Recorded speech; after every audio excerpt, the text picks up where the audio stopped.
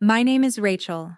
I am 33 years old, and a single reckless decision made by members of my own family nearly sent my brother-in-law directly to federal prison. I had just returned home from an absolutely grueling 2-week data privacy audit in Chicago. I was completely exhausted down to my bones, and all I wanted was to collapse on my sofa and hold my cat. But my $18,000 F1 Savannah cat was nowhere to be found. Instead of Apollo greeting me at the door the way he always did, I walked into a living room buried under torn wrapping paper, empty plastic bags, and 3 brand-new iPhone 15 Pro Max boxes sitting proudly on my glass coffee table. Dominating my imported Italian dining table was a massive custom gaming PC with glowing neon cooling tubes and an ultra-wide monitor that looked like it cost at least $5,000 to assemble. When I asked my parents where Apollo was, my mother did not even have the decency to turn around and look at me.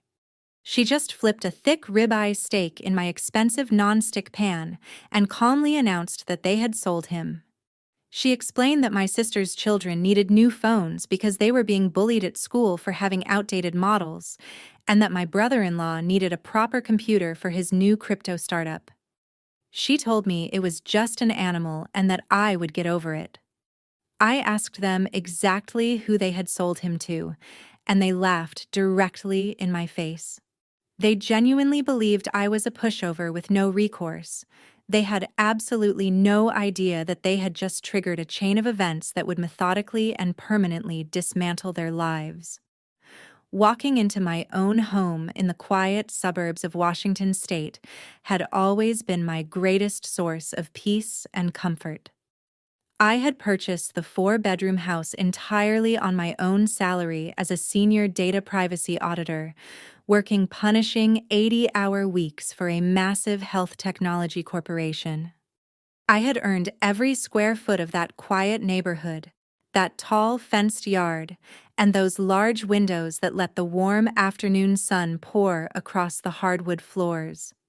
It was supposed to be my absolute sanctuary from the relentless pressures of the outside world. But for the past 4 months, it had been nothing short of a living nightmare. My parents, Richard and Susan, had asked to move into my guest rooms temporarily after a catastrophic financial investment wiped out their retirement savings almost overnight. Then my 30-year-old sister Britney, her husband DeAndre, and their 3 young children moved in after being abruptly evicted from their apartment across town. I paid the $3,000 mortgage every single month without fail. I covered the heavy utility bills. I bought every bag of groceries that filled those cabinets. Yet the moment I stepped through my own front door that evening, I felt like a trespasser in someone else's home. The first thing I registered was the complete and total silence in the hallway. Apollo, my F1 Savannah cat, had never once failed to meet me at the door.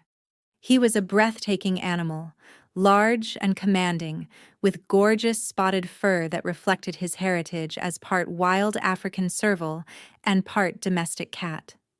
He was entirely legal to own in Washington State, but his ownership required a very specific federal permit issued by the United States Department of Agriculture, a permit that had taken me months of exhaustive paperwork and thorough background checks to successfully secure. But beyond his $18,000 price tag and his federally registered microchip, Apollo was my only true companion in the world. He was the only living creature in my life who loved me unconditionally, without ever asking for a cash loan, a free meal, or a personal favor. I dropped my heavy suitcase onto the hardwood floor, and the hollow thud echoed through the empty hallway. The house smelled overwhelmingly of expensive ribeye steak sizzling in butter. I walked into the living room and froze completely in my tracks. My custom velvet sofa was buried under a mountain of torn wrapping paper and discarded shopping bags.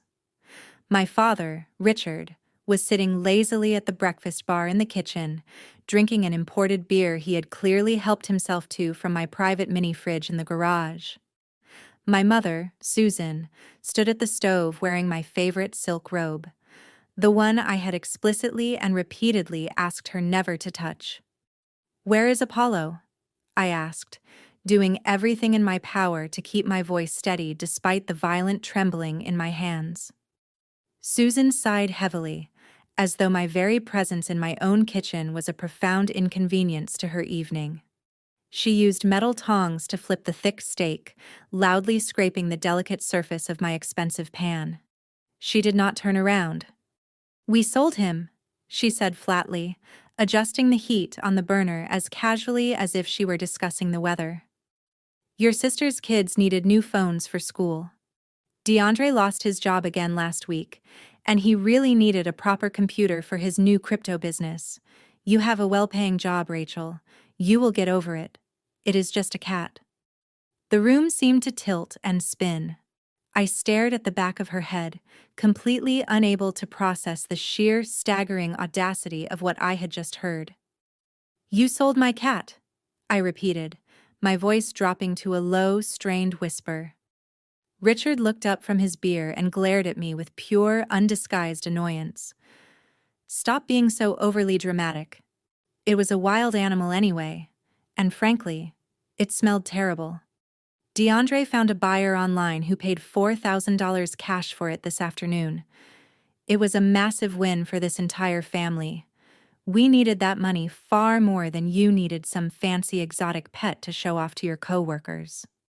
You have always been selfish, Rachel, constantly holding your money over everyone's heads while your poor sister struggles just to survive." Before I could even begin to formulate a response, heavy footsteps echoed down the hallway. DeAndre walked confidently into the kitchen, wiping grease from his hands with a crumpled paper towel. He was a tall, broad-shouldered man who had always carried himself with a wholly unearned sense of supreme authority. He looked at my pale, stunned face and smirked, his dark eyes gleaming with pure arrogance. He tossed the dirty paper towel casually onto my clean counter. "What is the problem, boss lady?" he sneered. "Do not tell me you are actually standing there crying over a stupid cat. Honestly, you should be on your knees thanking me right now.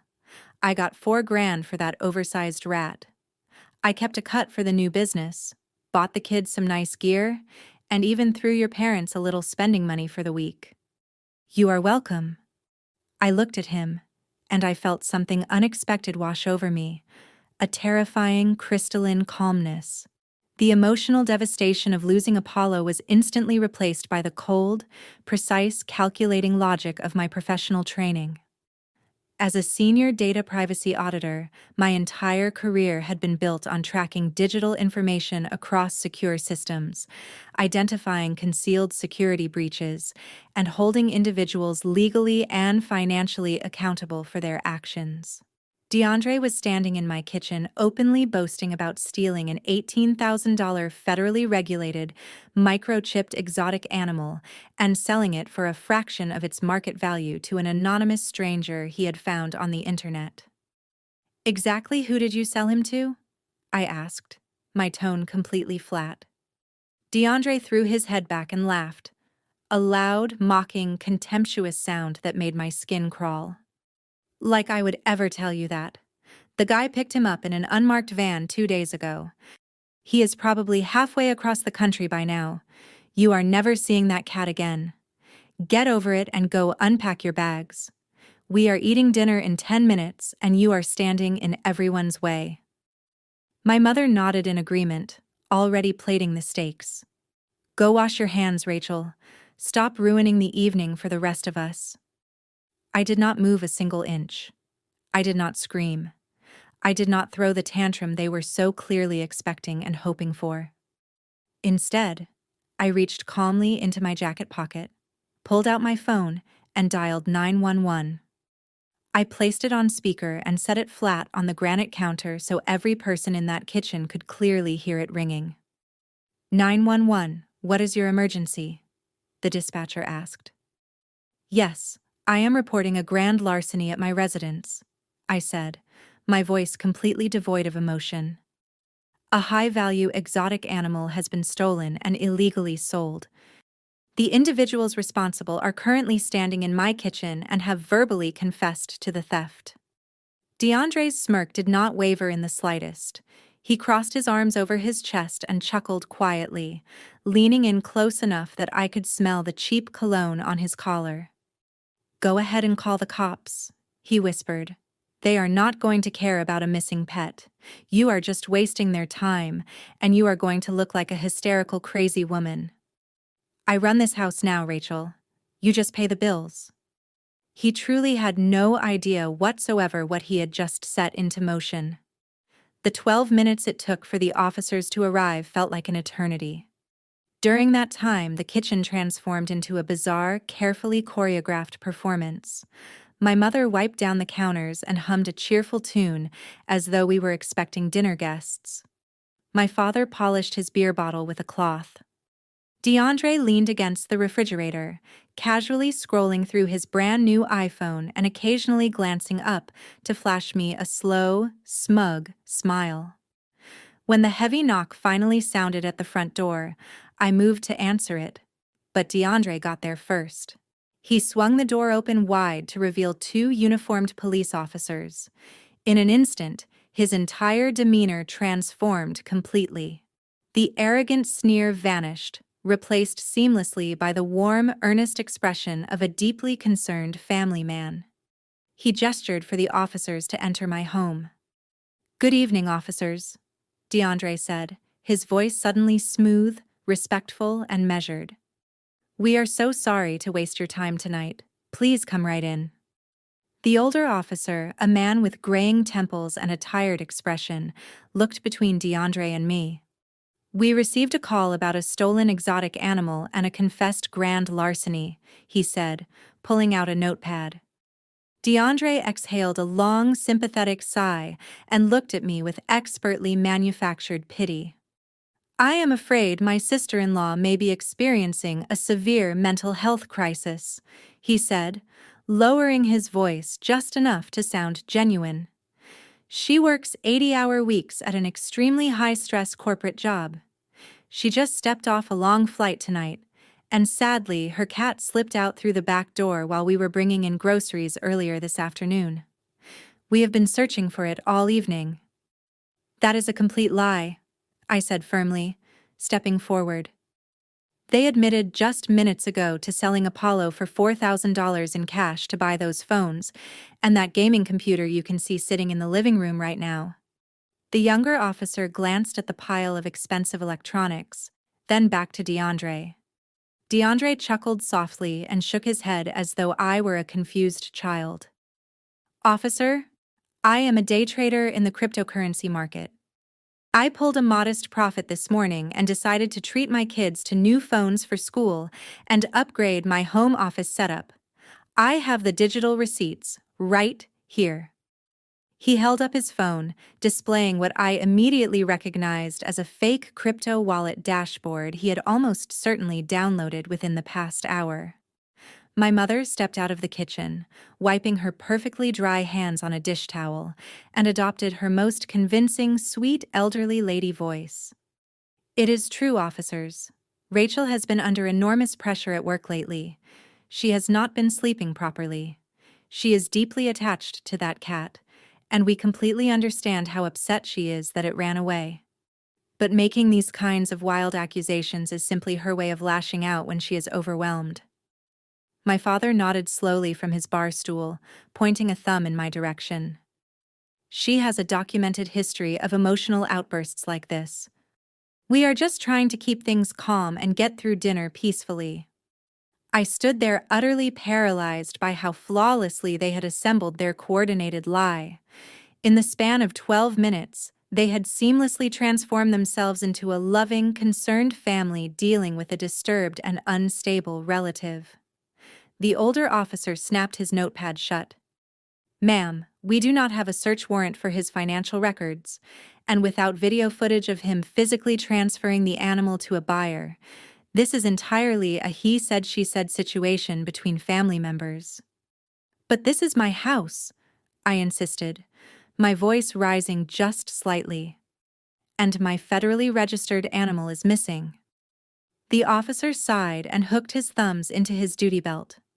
"You all reside here together. There are no signs of forced entry. There is no physical evidence of a financial transaction. As far as current law is concerned, this is a civil family dispute over a missing pet. If you wish to pursue the matter further, you will need to take it to small claims court. Have a good night, folks." And just like that, they turned and walked out the door. The moment the latch clicked shut, every mask in that room dropped simultaneously. My mother scoffed and turned back to her steaks. DeAndre walked slowly toward me and stopped inches from my face, looking down at me with eyes filled with undisguised malice. Then, in a deliberate act of pure contempt, he cleared his throat and spat directly onto my expensive Persian rug. "You really believe the cops were going to take the word of a crazy cat lady over a respectable family man?" he whispered, his voice dripping with venom. "You have zero proof. You have zero power. I run this house now, Rachel. You just pay the bills." I looked down at the spit on my rug. Then I looked up into his eyes. I did not cry. I did not scream. I did not give him a single thing he was hoping for. Instead, I walked calmly to the dining table, reached into my leather briefcase, and unbuckled the brass clasps. I withdrew a thick stack of papers bound together with a heavy metal clip. The top page bore a bright red legal stamp from the county courthouse. I walked back to the living room and slammed the stack of papers directly down onto DeAndre's glowing gaming keyboard. The sharp crack of impact made every person in the room flinch. "What is this garbage?" DeAndre snapped, reaching for the papers. "I suggest you read it very carefully," I said, my voice echoing with cool precision off the walls. "That is a legally binding, court-approved 30-day eviction notice. This is my house. My name is on the deed. My name is on the mortgage. And my name is on the property tax records. Under Washington state law, the four of you are classified as month-to-month tenants with no written lease agreement, and as of this morning, your tenancy has been officially and permanently terminated."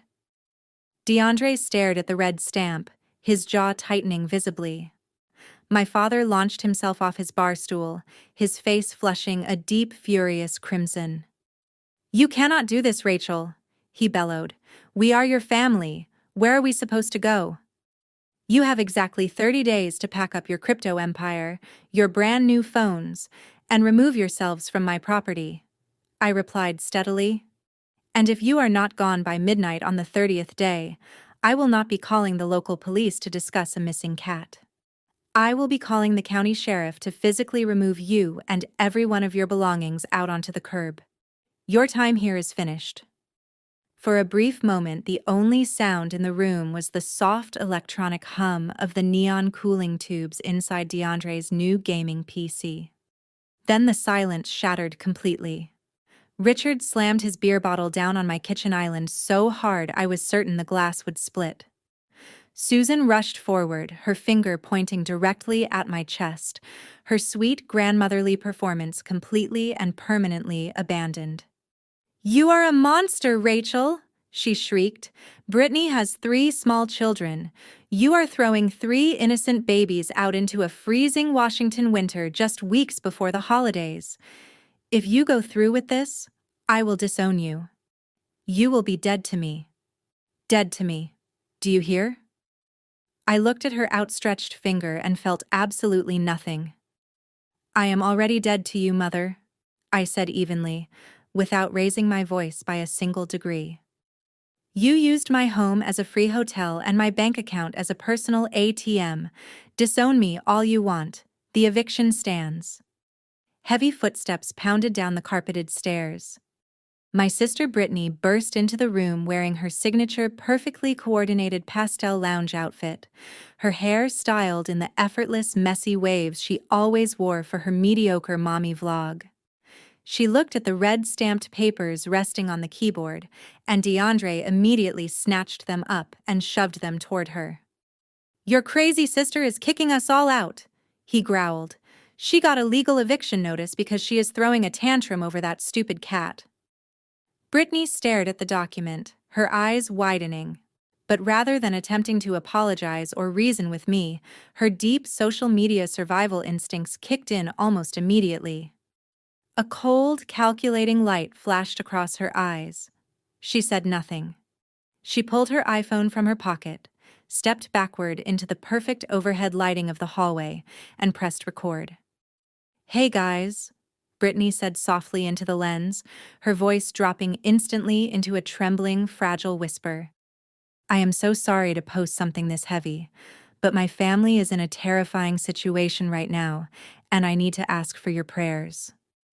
I watched in quiet, astonished disbelief as she forced actual tears to form in her eyes on command. She expertly angled the camera to capture the eviction notice on the table behind her, completely omitting from the frame the enormous pile of expensive electronics that DeAndre had purchased with the proceeds from my stolen property. "We are being thrown out onto the street," she sobbed, pressing one perfectly manicured hand to her chest. "My sister has completely lost her mind. She has been suffering from severe mental instability for years, and tonight she finally just snapped. We have done nothing but love and support her, and out of nowhere she handed us a 30-day eviction notice. She is legally forcing me, my husband, and my 3 young babies out into the freezing winter snow. This is financial abuse, pure and simple. We have nowhere to go. Please share this video. We are genuinely terrified of what she might do next."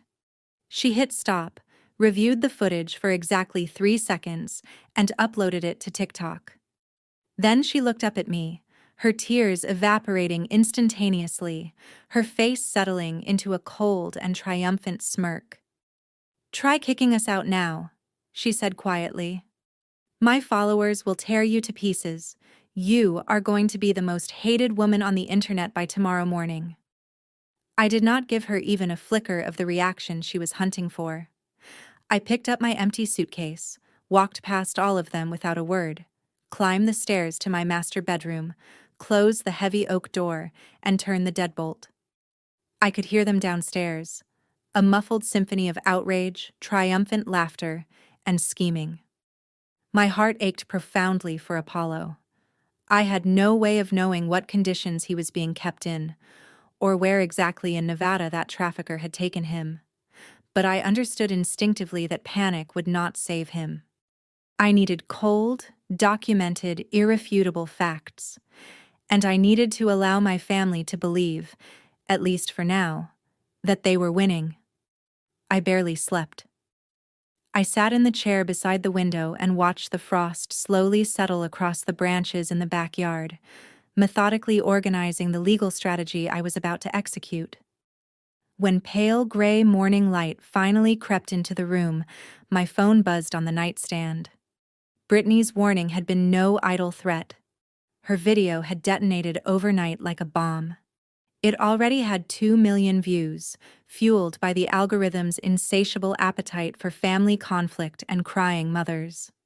My full name and LinkedIn profile had already been tracked down and publicly shared by amateur internet investigators. My inbox was drowning in death threats from complete strangers who believed, without question, that they were defending a helpless mother of 3 against a heartless corporate monster. I had just begun screenshotting the video metrics for my own records when my phone lit up with an incoming call. My stomach dropped when I read the caller ID. It was David, my boss, the regional director of the firm. "Rachel, what on earth is going on?" David demanded, his voice tight with barely contained alarm. "Our public relations department has been fielding furious phone calls since 6 o'clock this morning. People are leaving 1-star reviews on our corporate page and demanding we terminate your employment. Someone linked your sister's video directly to our company's social media accounts." "David, I can explain," I began, but he cut me off immediately. "I do not want to hear about your family's personal drama. We manage highly sensitive data privacy for some of the largest health corporations in the country. We cannot have a senior auditor publicly accused of financial abuse and mental instability." It threatens our credibility and exposes us to enormous liability with every one of our major clients. There was a heavy, deliberate pause. Effective immediately, David continued, his tone shifting to something entirely cold and formal. You are being placed on unpaid administrative leave pending a full internal investigation. Surrender your corporate laptop to IT this afternoon. Do not contact any clients. Do not come into the office under any circumstances. We will be in touch when the situation is resolved. The line went dead. I lowered the phone slowly and stared at the blank screen. Britney and DeAndre had just cost me my income and my professional reputation in a single night. They believed they had backed me into a corner with no remaining options. They thought that by stripping away my livelihood, they would shatter my resolve and force me into submission. What they had actually done was give me something far more dangerous than money or professional standing. They had given me unlimited free time to dedicate entirely to dismantling them. I stepped out of my bedroom and stood silently at the top of the carpeted stairs. Downstairs, the atmosphere was nothing short of festive, a victory celebration in full swing. I heard the unmistakable sharp pop of a champagne cork. My father was opening a vintage bottle I had received as a corporate bonus gift and carefully set aside for a genuinely meaningful occasion. Laughter rang through the hallway. My mother was lavishing praise on Britney for her extraordinary performance in the video, marveling at how convincing her tears had been, and speculating about the lucrative sponsorship deals that were surely on the way. Britney giggled and announced that her follower count had doubled in just a few hours and that she was already drafting copy for a crowdfunding campaign. Then I heard DeAndre. He was pacing the living room, talking loudly on his new phone to one of his associates, bragging that he had completely broken me, that my boss had just suspended me, and that I would be crawling back to him to help pay the mortgage within the month. He laughed that arrogant, chest-deep laugh and boasted that once I was financially ruined, he would graciously allow me to remain in the basement, provided I learned my place and showed him the proper respect. They truly, completely believed they had already won. I turned away from the stairs, walked down the hallway to my private home office, and locked the solid wood door behind me. I flipped the light switch and stood for a moment surveying the room. This was not simply a place where I answered corporate emails. It was a high-technology command center, dual widescreen monitors, a dedicated secure server rack humming quietly in the corner, and a direct hardwired connection running to a custom encrypted router I had designed and built myself. My family had absolutely no real understanding of what a senior data privacy auditor actually does for a living. My entire professional career had been built on penetrating secure corporate networks, tracking concealed digital footprints across complex systems, and surfacing financial data that highly sophisticated executives had worked painstakingly to bury. Tracking a lazy, overconfident amateur like DeAndre was going to be straightforward work. I settled into my ergonomic leather chair, woke my workstation from sleep, and cracked my knuckles. I navigated to the administrative portal for my home network router. Because I paid every internet bill and had personally designed the entire network architecture from the ground up, I possessed complete, unrestricted, God-level access to every single byte of data that had ever passed through that house. I quickly identified the unique MAC addresses assigned to both DeAndre's old phone and his brand new iPhone 15. He had been remarkably careless. He appeared to genuinely believe that clearing his mobile browser history and deleting his text messages had rendered his actions invisible.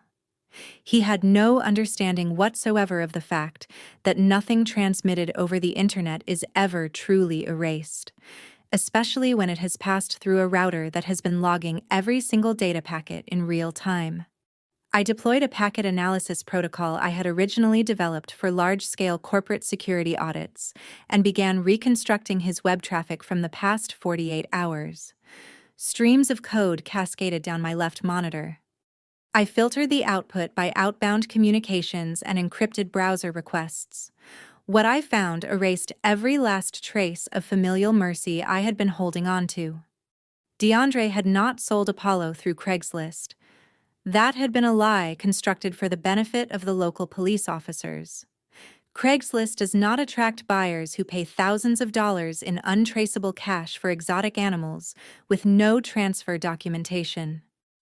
I traced his actual browser activity directly to an encrypted discussion forum on the dark web, a known digital marketplace specifically designed to facilitate illegal wildlife trading and underground black market breeding operations. I ran a forensic recovery script against the cached fragments of the messages he had sent through a burner application designed to auto-delete conversations. The application had functioned exactly as advertised on his device, but my network had captured and archived every data packet as it passed through the router. I reassembled the fragmented records and reconstructed the complete transcript of his negotiation. He had been communicating with an anonymous buyer operating out of Las Vegas, Nevada, and DeAndre had not sold Apollo for $4,000. He had sold Apollo for $8,000. He had quietly transferred half the proceeds into an offshore cryptocurrency wallet and used the remaining $4,000 to purchase the gaming computer and the phones, a calculated distribution designed to purchase the silence and cooperation of my parents and sister. The buyer had dispatched a specialized, unmarked, temperature-controlled transport vehicle to collect Apollo from the alley running directly behind my house while I was still thousands of feet in the air on my return flight. I sat back in my chair, staring at the twin monitors as the full, horrifying scope of what had happened assembled itself in my mind with awful clarity. Apollo was currently in the possession of an underground exotic animal trafficker operating across state lines. But as the panic tried to climb its way up through my chest, my legal and professional training overrode it completely. Apollo was not an ordinary domestic cat.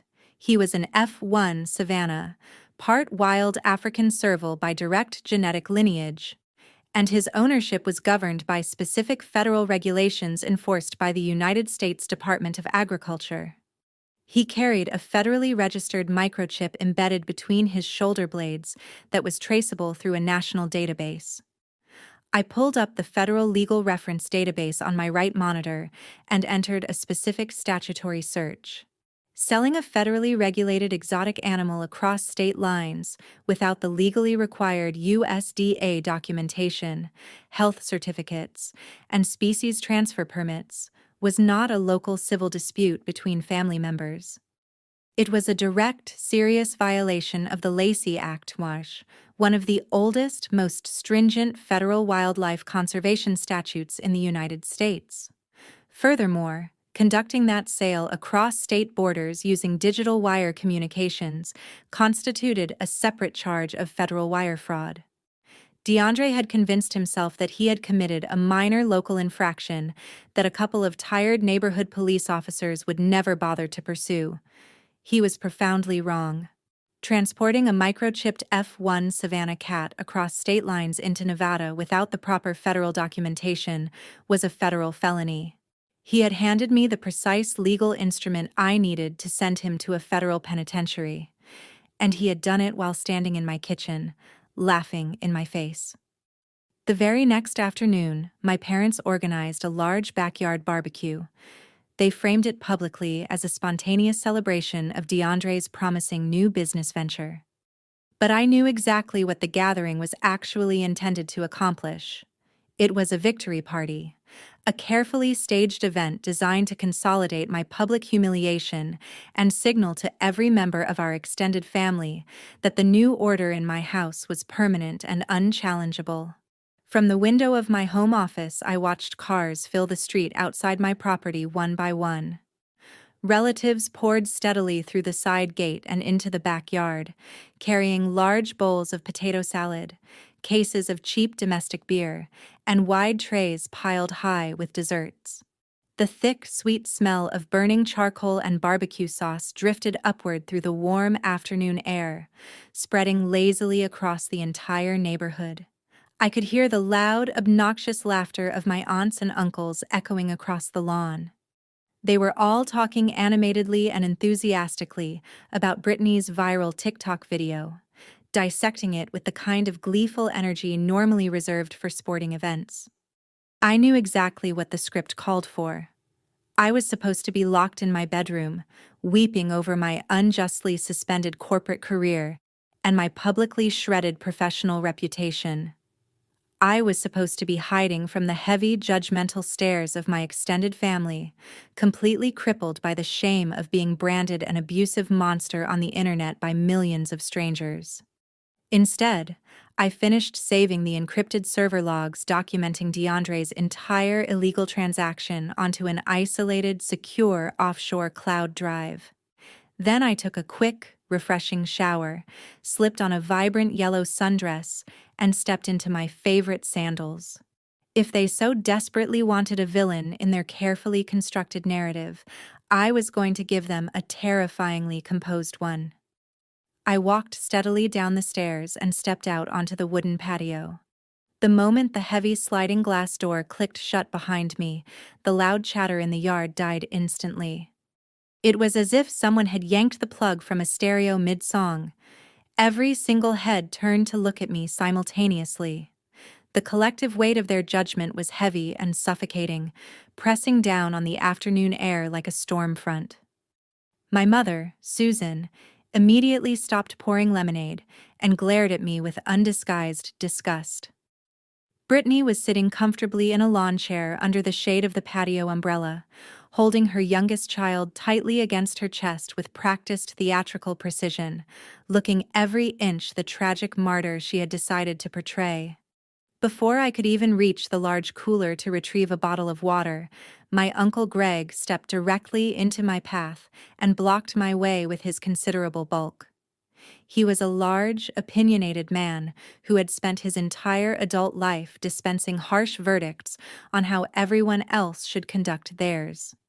He crossed his thick arms over his chest and shook his head with profound, performative disappointment. "You really have some nerve showing your face out here today, Rachel," he said, his voice pitched deliberately loud enough for the entire yard to absorb every syllable. "We all watched the video your sister posted.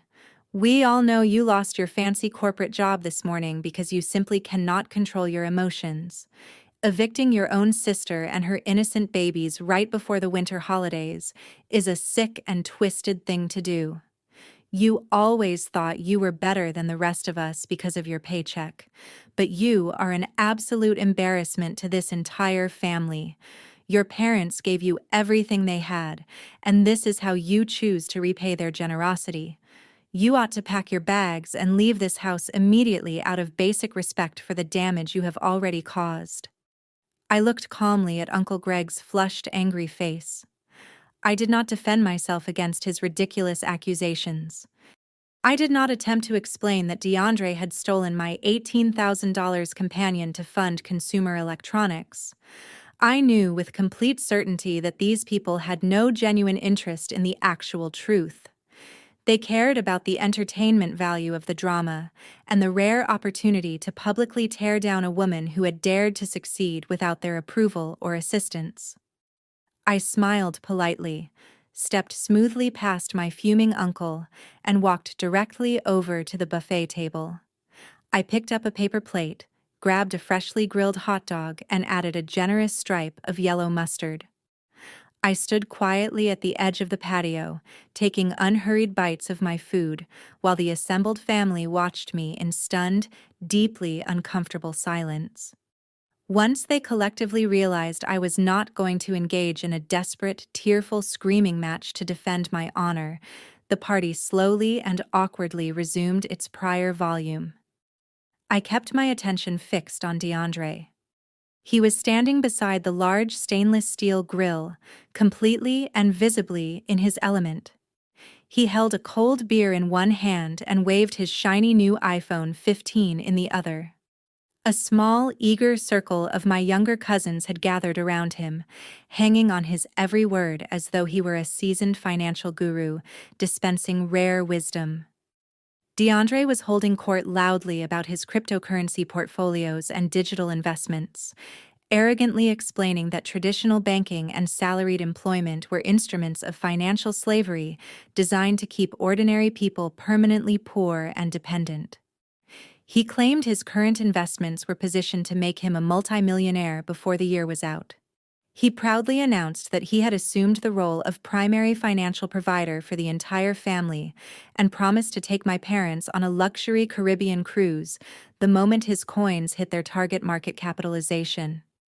He looked so profoundly pleased with himself, the undisputed king of the backyard, basking in admiration he had done absolutely nothing to earn.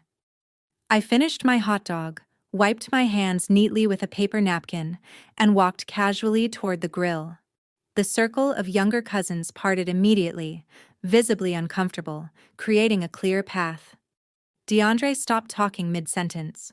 His confident smile flickered for just a fraction of a second before he puffed out his chest, clearly preparing to put me in my place again in front of a captive audience. "Have you finally come out here to apologize, Rachel?" he asked loudly, ensuring everyone on the patio heard every word. "Because I told you yesterday, I am the man of this house now, and you seriously need to learn some basic respect." I stepped directly into his personal space, closing the distance between us until I could see a faint sheen of nervous perspiration forming on his forehead. I kept my voice extremely low, a quiet, precise whisper intended only for his ears. "I do not care about your fake crypto wallets, DeAndre," I said, my tone smooth and absolutely lethal. "But I do care deeply about the encrypted dark web forum you used to make contact with an illegal exotic animal buyer operating out of Las Vegas. I care about the burner messaging application you foolishly believed you had deleted from your network activity history." DeAndre went completely rigid. The arrogant flush drained from his face at a speed that was almost medically alarming, leaving him looking genuinely ill. The Lacey Act makes it a federal felony to transport a microchipped exotic animal across state lines without the proper USDA permits. I continued, my voice perfectly even and unhurried. Federal wire fraud carries an additional sentence of up to 20 years. You have exactly 2 hours to arrange for my cat to be returned here, unharmed. If Apollo is not sitting in my living room by 4 o'clock this afternoon, I am pressing send on a complete digital dossier addressed to the United States Fish and Wildlife Service, and heavily armed federal agents will be raiding this barbecue before the sun goes down. DeAndre stared at me, his mouth opening and closing soundlessly. The spatula in his hand trembled noticeably, a clear, involuntary betrayal of the panic that had just detonated somewhere deep inside him. He shot a rapid, nervous glance toward the side gate, as if he genuinely expected tactical vehicles to come tearing through the wooden panels at any moment. For one brief, deeply satisfying instant, I watched the arrogant king of the patio realize that the paper castle he had so confidently constructed was actively catching fire around him. But before the full weight of a federal prison sentence could finish dismantling his ego, Britney marched over to the grill. She shifted her toddler onto her hip and fixed me with a look of pure venom. "What lies are you whispering to my husband now, Rachel?" she demanded, her voice cutting sharply through the background chatter of our relatives. DeAndre swallowed hard and turned to look at her. "She knows about the guy in Nevada," he muttered, barely audible. "She says she tracked my phone and is going to call the feds." Britney rolled her eyes so dramatically I thought for a moment they might not return to their normal position. She let out a loud, theatrical scoff that drew the immediate attention of my parents, who were mingling nearby with fresh drinks. "Are you seriously afraid of her, DeAndre?" she asked, laughing bitterly. "Look at her. She is a glorified data entry clerk who just got suspended from her boring corporate job because she cannot handle her own emotions. She does not know how to track anything. She is bluffing to frighten you because she is bitter and pathetic. She probably just guessed you sold it out of state and got lucky." The validation from his wife worked on DeAndre like an adrenaline injection directly into his bruised ego. The color flooded back into his face, replaced almost immediately by a dark, aggressive flush. His panic dissolved rapidly back into pure rage. He slammed his beer bottle hard against the side of the grill and took a massive step toward me, using his height and broad shoulders to physically box me in against the hot stainless steel surface. He leaned down until his face was inches from mine, his eyes dark with the unmistakable language of physical threat. "You listen to me very carefully," he snarled, dropping every last pretense of being the polite, reasonable family man. "You are going to walk your ridiculous self upstairs right now, unlock your little office, and hand over that laptop. I am going to smash it into 1,000 pieces. And if you even think about dialing a single phone number tonight, I will make absolutely certain you regret it for the rest of your miserable life. Give me the keys to your office, right now." He reached out and grabbed my upper arm, his fingers digging painfully into my skin. Several of my aunts and uncles audibly gasped. My father, Richard, stood with his arms crossed, watching the confrontation unfold without making a single move to intervene or protect me. He was entirely comfortable allowing his son-in-law to physically intimidate his own daughter, provided it resulted in my eventual submission. I looked down at DeAndre's hand gripping my arm. Then I looked back up into his furious eyes. I did not struggle. I did not shrink away from him. I smiled, a cold, completely empty smile that finally made him hesitate. "You really are a complete amateur, DeAndre," I said softly. "Do you genuinely believe that an enterprise-level data privacy auditor stores sensitive federal evidence on a physical local hard drive? My laptop is practically empty." I paused just long enough to let that register. "The moment I compiled your network logs, the encrypted transcripts from the dark web forum, and your bank routing numbers, I uploaded the entire dossier to a secure, decentralized offshore cloud server. Smashing my computer will accomplish absolutely nothing. The files are secured behind a biometric firewall that only I can access, and if I do not enter my authentication credentials every 12 hours, the server automatically forwards the complete package directly to the relevant federal authorities. It is a dead man's switch. You have already lost." DeAndre slowly released my arm. His entire tough guy facade crumbled and collapsed in real time. But I was not finished. I turned my attention to my father, who had drifted closer to observe the outcome. Richard was frowning with visible annoyance that his son-in-law had failed to successfully terrorize me into compliance. "Since we are discussing your brilliant son-in-law, Richard," I said, raising my voice just enough for the surrounding relatives to hear every single word with perfect clarity, "you might want to know precisely how he has been funding this sudden lavish lifestyle you have all been so enthusiastically celebrating. DeAndre is not a successful day trader. He has been systematically hiding his digital assets from the federal government to avoid paying capital gains taxes. But to open those offshore crypto accounts in the first place, he needed a clean identity, a valid social security number with a solid credit history attached to it." Richard blinked. The annoyance in his expression faltered and began to dissolve. "What exactly are you talking about?" he demanded.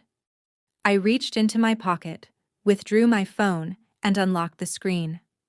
"When I audited the network traffic, I did not only find the animal trafficker," I explained, my voice entirely calm.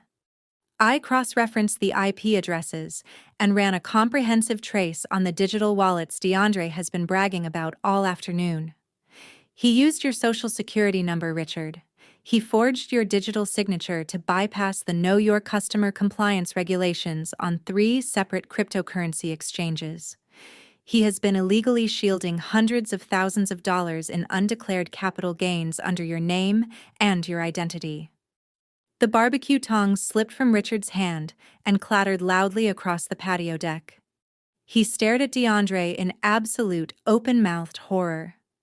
"Tell me she is lying," my father choked out, his face draining to a sickly gray.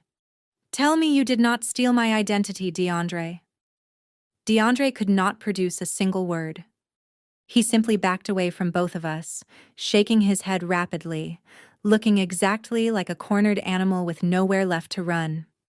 "He absolutely did," I confirmed, holding up my phone screen. Already loaded and waiting was the official Internal Revenue Service whistleblower submission portal. The encrypted data files, the forged digital signatures, and the offshore wallet addresses were attached and ready. I looked directly into my father's terrified eyes. "The IRS does not negotiate with wire fraud and large-scale tax evasion, Richard," I said evenly, my thumb hovering visibly over the bright blue submit button. "When they process this dossier and see this level of federal tax fraud attached to your identity, the first action they will take is to freeze every single asset associated with your name, every account, every fund, every penny, until the investigation reaches its conclusion." "No, Rachel, please," my father begged, extending his hand toward me, his voice shaking apart. "Please do not do this. My pension is in that account. My entire retirement. Everything." "You watched your son-in-law steal my property," I replied, my voice carrying no mercy whatsoever. "You celebrated when my sister destroyed my professional career. And you stood by without moving a muscle while he physically threatened me in my own backyard in front of our entire family. You did not ruin yourself just now, Richard. You ruined yourself the moment you decided to participate." I pressed send. A green confirmation checkmark appeared on the screen. The complete digital dossier had been successfully transmitted to the Internal Revenue Service. "It is done," I announced to the utterly silent patio. "Your retirement funds are now officially tied to a federal tax fraud investigation. Enjoy the rest of your barbecue." I did not linger to assess whether anyone still had an appetite. I turned my back on the stunned, motionless crowd, walked smoothly across the wooden deck, and stepped back inside my house. I locked my bedroom door, made myself a simple salad for dinner, and went to sleep, feeling more genuinely at peace than I had in months. Downstairs, the barbecue ended abruptly. I could hear cars starting in the driveway as extended family members hastily retreated from the property, desperately putting distance between themselves and the federal fallout they could feel approaching. Muffled arguments drifted up through the floorboards. Britney was sobbing. DeAndre was pacing furiously. But no one attempted to break down my door. They spent the entire night suspended in absolute terror, praying that what I had done was nothing more than an elaborate bluff. Their prayers went unanswered. At precisely 6 o'clock the following morning, the fragile suburban silence of the neighborhood was shattered without warning. I was already awake, sitting with a cup of black coffee beside my bedroom window, when a convoy of unmarked black SUVs and 2 armored transport vehicles turned sharply onto my street. They did not park tidily at the curb. They drove directly onto the manicured front lawn, their heavy tires crushing the decorative flower beds my mother had planted during her first week in my home. Dozens of heavily armed agents swarmed the property with methodical precision. These were emphatically not the bored, tired local police officers DeAndre had so effortlessly manipulated 2 nights before. These men and women wore thick Kevlar vests emblazoned with bright yellow letters, FBI and USFWS, the United States Fish and Wildlife Service. Before anyone inside the house could process the sound of tires tearing through the grass, a heavy steel battering ram connected with the solid oak front door. The wood frame splintered violently under the force. Federal agents with a search warrant. "Get on the ground now!" The command roared through a megaphone, bouncing off every house on the block. I stepped out of my bedroom and stood at the top of the stairs, watching the operation unfold below me with quiet, calm attention. The hallway filled instantly with tactical flashlights and armed personnel. My parents rushed out of the guest room screaming. Susan threw her hands over her head and dropped to her knees on the hardwood floor, sobbing in total hysteria. Richard stood frozen in his pajamas, his face the color of ash, while an agent firmly guided him against the wall and conducted a weapons check. The primary target was further down the hall. A team of 4 agents kicked open the door to the master suite that Britney and DeAndre had shamelessly claimed for themselves within their first week under my roof. Britney let out a blood-curdling shriek. Less than 10 seconds later, DeAndre was hauled out into the hallway wearing nothing but silk boxers, his hands zip-tied aggressively behind his back. The arrogant crypto king who had declared himself the master of my home was openly weeping. His face pressed roughly against the drywall, while an agent read him his Miranda rights in a clear, practiced voice. DeAndre is being placed under federal arrest for felony violations of the Lacey Act, conspiracy to traffic regulated wildlife, and interstate wire fraud. The lead FBI agent announced loudly, his voice carrying through every room of the house. They hauled DeAndre down the stairs, his bare feet stumbling on the steps, and dragged him through the shattered front doorway out onto the cold morning grass of the front lawn, forcing him to sit in full view of the neighbors who had already begun appearing at their windows. Inside, the evidence collection team moved with brisk efficiency. Agents wearing blue latex gloves marched into the living room carrying large plastic evidence bins. Britney ran out of the bedroom clutching her robe around her shaking body. "Stop! What are you doing?" she screamed as an agent began carefully disconnecting the glowing neon cooling tubes from the custom gaming computer. "That belongs to my husband. You cannot simply take our belongings." The agent did not look up. He placed the computer tower into an evidence bin and secured the lid. All electronic devices purchased with the direct proceeds of illegal wildlife trafficking and wire fraud are subject to immediate federal seizure, he stated, without inflection. A second agent moved to the glass coffee table and reached for the 3 iPhone 15 Pro Max boxes. Britney lunged forward instinctively, but a female agent immediately blocked her path with a firm hand on her shoulder. "Step back right now, ma'am, or you will be arrested on a charge of interfering with the execution of a federal search warrant," the agent stated, her tone leaving absolutely no room for negotiation. Britney recoiled as though she had touched something hot. She watched helplessly as the phones, the computer tower, and several stacks of printed financial documents DeAndre had left on the desk were carried out through the front door and loaded efficiently into the back of an armored SUV. DeAndre was pulled up from the wet grass, guided firmly into the rear of a separate transport vehicle, and the heavy reinforced doors slammed shut behind him with a final, resonant thud. The agents completed their sweep, handed my trembling father a copy of the search warrant, and filed out of the house. The entire raid had taken less than 20 minutes from first entry to final departure. The convoy reversed carefully off the lawn and accelerated away down the street, leaving the front door hanging from a single splintered hinge and my family standing in the wreckage of their own extraordinary arrogance. Britney collapsed onto the living room sofa and buried her face in her hands. "Dad, you have to do something," she wailed, her voice cracking with genuine desperation. "They are going to put him in a federal prison. You have to call a lawyer right now. You need to post his bail before they process him. Wire fraud bail starts at $50,000 minimum." Richard was trembling visibly. He stumbled toward the kitchen island, grabbed his laptop with shaking hands, and flipped it open. The screen loaded slowly, and I watched the remaining color drain completely from his face as the page rendered. He stared at the screen, his mouth falling open in a silent, hollow gasp. "What is it?" Britney demanded, rushing over to look over his shoulder. Richard could not answer. Glowing brightly across the center of his laptop screen was a large red banner with bold white lettering. It did not display his account balance. It did not show his available withdrawal limits. It contained only one sentence. "Account frozen.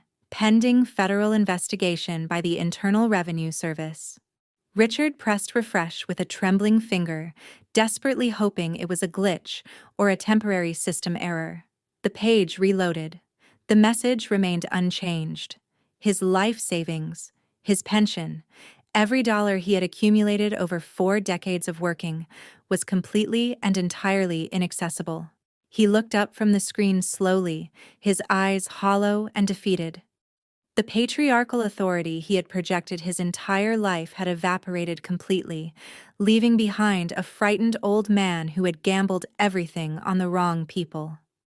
"There is no money," Richard whispered, his voice fracturing under the weight of what he had just lost. "They locked everything. I cannot post bail. I cannot even purchase groceries. I have absolutely nothing left."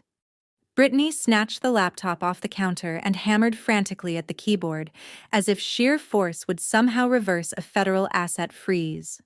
When the reality finally and fully settled into her mind, she released a raw, guttural scream of frustrated rage, slammed the laptop shut, abandoned our father where he stood, and sprinted toward the open front door. I followed her out onto the porch and stood at the railing, watching the final act of the morning spectacle play out across my front lawn. The suburban street was lined with neighbors who had stepped outside in their bathrobes, holding morning coffees, watching the scene with wide, fascinated eyes. DeAndre was being guided into the back of a black federal transport vehicle, shivering in his silk boxers, every trace of his previous arrogance thoroughly erased by the cold reality of federal custody. Britney ran barefoot across the destroyed grass, her silk robe flapping in the sharp morning air, completely oblivious to the dozens of watchful eyes fixed upon her. "Wait!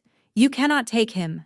she shrieked, waving her arms frantically as she closed the distance to the agents. "Stop the car right now.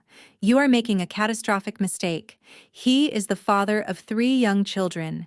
He is a respected investor. You are destroying our entire family over a stupid animal. It is just a cat."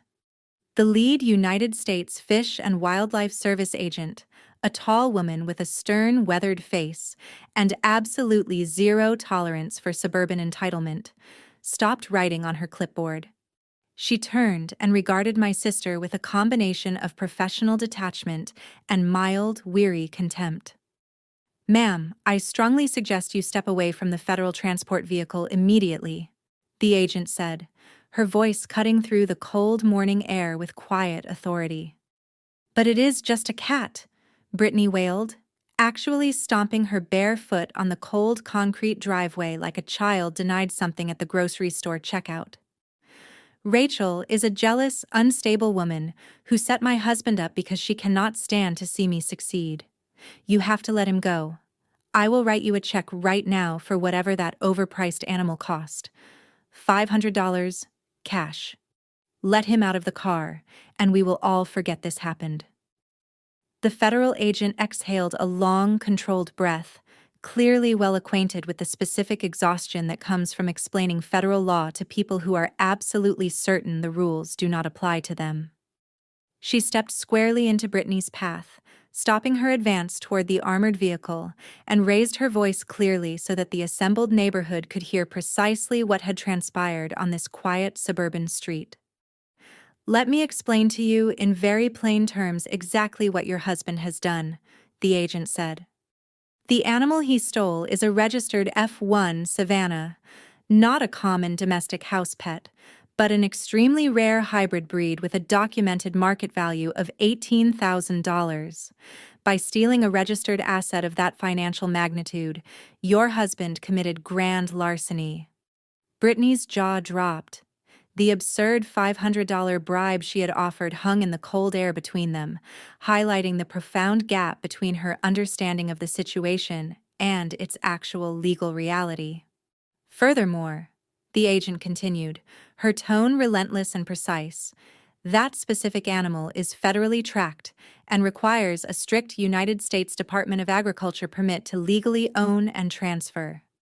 Your husband conspired with a known black market trafficking operation and transported that microchipped animal across state lines into Nevada without a single piece of legal documentation. That is a direct, unambiguous violation of the Lacey Act. He then used digital wire communications to facilitate the sale, which constitutes federal wire fraud. He is not going to a local police station to sit in a holding cell for the afternoon. The agent delivered the final blow with complete evenness. He is being transported to a federal detention facility. Between the grand larceny, the wildlife smuggling charge, and the wire fraud, your husband is facing a minimum sentence of 5 years in a federal penitentiary. Do you understand me now? Step away from the vehicle before I add an obstruction charge to this morning's paperwork. The agent turned her back, signaled to the driver, and climbed into the passenger seat. The heavy SUV pulled smoothly from the curb, joined the rest of the convoy, and disappeared down the street. Britney stood barefoot on the cold concrete, staring blankly at the empty space where the federal vehicles had just been. Her entire carefully curated life, the viral mommy vlog, the matching pastel outfits, the follower count, the crowdfunding campaigns, had been reduced to ash in under 30 minutes. Her husband was going to federal prison. The electronics he had stolen on her behalf were gone as evidence. Her father's retirement account was locked by the IRS. She had nothing left. She turned around slowly. Her eyes found mine.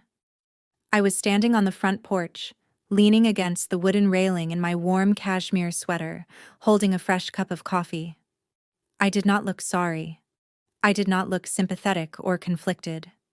I looked entirely, genuinely at peace. Something inside my sister gave way completely. The fragile architecture of her self-image, the loving mother, the relatable influencer, the golden child, collapsed all at once, leaving behind nothing but raw, uncontained rage. Her face twisted. She let out a primal, echoing scream and charged up the driveway directly toward me, her hands balled into tight fists, her eyes wild with violent intent. "You ruined my life!" she roared, her voice carrying clearly across every yard on the block. "I am going to kill you, Rachel. I am going to tear your face off." She hit the concrete porch steps at a sprint, lunging directly at my throat. I did not panic. I took one calculated step backward and moved calmly out of her direct path. Britney never reached me. A local police officer who had been stationed near the side gate to provide perimeter support for the federal operation had been quietly documenting the scene in his notebook. The moment Britney charged at me with a verbal death threat, his training took over without hesitation. He moved forward rapidly, grabbed my sister firmly by the shoulders and spun her around. He swept her legs cleanly out from under her and brought her down onto the hard wooden planks of the porch with controlled, efficient force. "Get off me!" Britney shrieked, thrashing against his grip with everything she had left. "She is the one responsible for all of this. Arrest her instead." The officer said nothing in response to her screaming. He pressed his knee firmly into her lower back, gathered her flailing arms behind her, and secured them. The sharp, clean, metallic click of steel handcuffs locking around my sister's wrists was the most satisfying sound I had heard in 4 months. "Ma'am, you are under arrest for attempted battery and making terroristic threats," the officer stated clearly, hauling her upright from the wooden floorboards. "You have the right to remain silent. Though given the magnitude of the situation you have created here today, I would strongly encourage you to actually use it." He walked Britney down the driveway as she screamed every obscenity in her vocabulary directly at me. Her voice became progressively more muffled as the officer guided her into the back seat of his patrol cruiser and closed the door. The car pulled away from the curb, its red and blue lights flashing silently, and carried the golden child off to county lockup. I stood on the porch for a long moment, absorbing the sudden, complete silence that had settled over the property. The neighborhood spectacle was finished. The onlookers drifted back inside and drew their blinds. I turned around and walked back into my house. The living room was a disaster. Furniture shoved out of position during the raid, the front door hanging from its frame, empty evidence bins scattered where the electronics had briefly been. My parents sat at the dining room table like two ghosts occupying a ruined castle. Susan cried softly into a kitchen towel. Richard stared blankly at his frozen laptop screen, completely paralyzed by the enormity of his financial ruin. Neither of them spoke to me as I walked past. They no longer had the energy or the standing to demand anything from me. I ignored them entirely, went upstairs to my master bedroom, and packed a small overnight bag with focused, purposeful movements. DeAndre and Britney were now in the hands of the federal justice system. But my primary mission remained unfinished. I needed to find my cat. I opened my email. The lead agent from the United States Fish and Wildlife Service had sent me a brief, encrypted message. Based on the dark web dossier I had forwarded to their office, federal agents operating in Nevada had successfully located the underground exotic animal compound to which DeAndre had shipped Apollo. They were preparing to raid the facility that same afternoon and were requesting my presence to formally identify and claim my registered animal, assuming he was still alive and on the premises. I called a locksmith to come and secure the broken front door. I booked the first available flight out of Seattle. I ordered an Uber. I did not say goodbye to my parents when I left the house. They were no longer my concern. The flight to Las Vegas felt like it lasted an eternity. My mind cycled relentlessly through terrifying scenarios. I knew the black market exotic pet trade was notorious for its brutality. Animals kept in deplorable conditions, sedated for transport, or quickly transferred to anonymous private collectors before federal authorities could act. I spent the entire flight praying the agents would move fast enough to reach Apollo before he was moved again to some secondary location. When I landed at Harry Reid International Airport, a plainclothes federal agent was waiting for me in the arrivals terminal. He produced his badge, introduced himself as Agent Miller, and escorted me to an unmarked black Suburban idling at the curb with its engine running. "We are heading straight to the compound now," Agent Miller said, moving confidently through heavy Vegas traffic. "Our tactical team breached the perimeter approximately 20 minutes ago. The primary trafficker is in custody, but the property is substantial. An old, abandoned desert ranch about 40 miles outside the city limits. They were using the outbuildings to conceal the animals. It is a significant operation out there." My stomach tightened into a knot. "Did they find my cat?" I asked, gripping the leather handle of my overnight bag until my knuckles went white. Miller glanced at me briefly in the rearview mirror. "They are still sweeping the enclosures, ma'am. These trafficking operations typically hide their highest value assets when they receive any indication that a raid is coming. We will have a clearer picture when we arrive on site."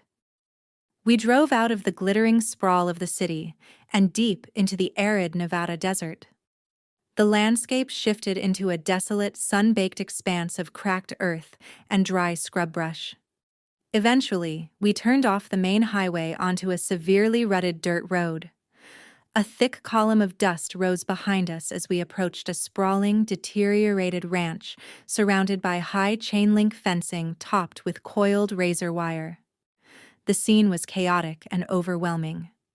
Dozens of federal vehicles were parked in every direction around the dusty compound. Agents in full tactical gear moved rapidly between several dilapidated metal barns, carrying out cages and systematically securing the perimeter. The air was filled with the distressed sounds of dozens of animals, parrots shrieking, monkeys chattering in agitation, and the low, guttural vocalizations of large wild cats reverberating through the dry desert heat. Agent Miller parked near the mobile command center and escorted me out of the vehicle and into the chaos. "Stay close to me, Miss Rachel," Agent Miller instructed, his hand briefly gesturing for me to follow. "This is still an active crime scene." We walked past a row of handcuffed suspects sitting in the dry dirt under the watchful eyes of armed agents.